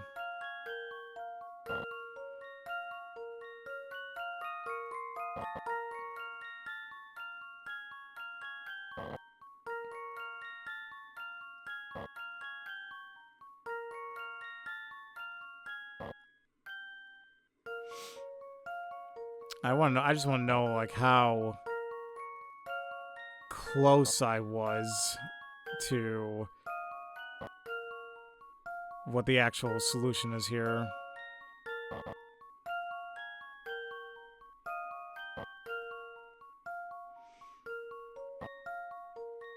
Yeah, see, this is what really helped out here. That's what I was trying to get to. And I just couldn't even remember how I did that.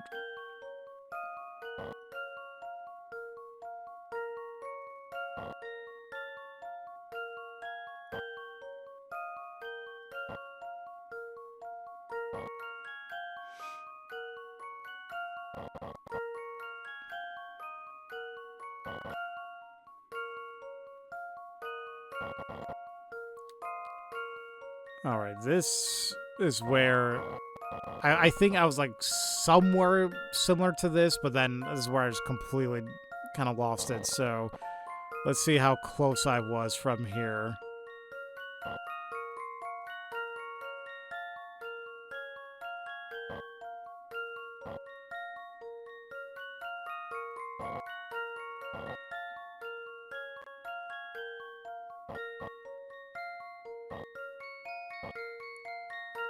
Close.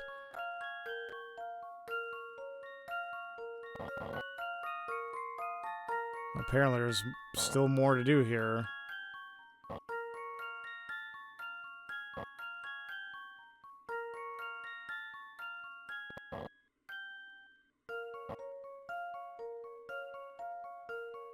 Just wait a minute.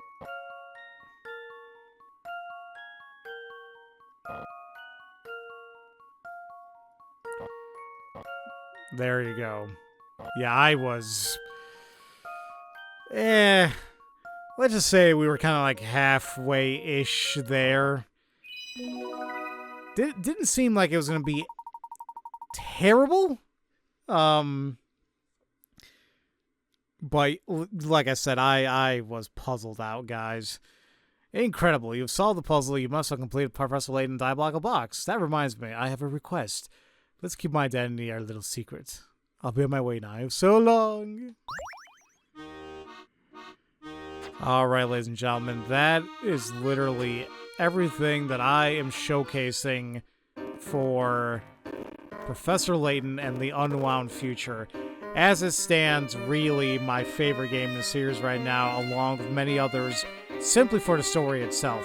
The puzzles, in my opinion, it's hard to say like which ones were like, oh my god, so much easier, so much harder.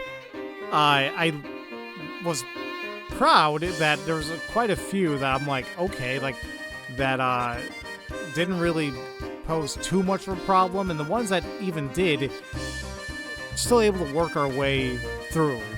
I mean, especially those sliding puzzles, I'm like, okay, let's see if I can kind of keep up that momentum with the prequel trilogy. Now, as a heads up, I'm not sure if I'm starting that right away, or if there might be a little lapse in videos. Obviously, you guys are going to know by the time this video comes out and, you know, what I have uploaded next.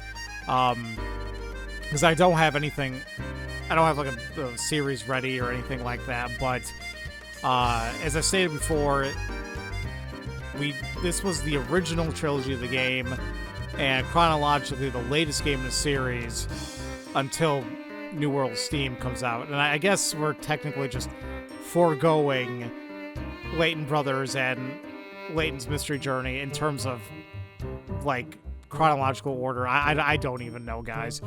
Either way, the next set of games are the prequel trilogy.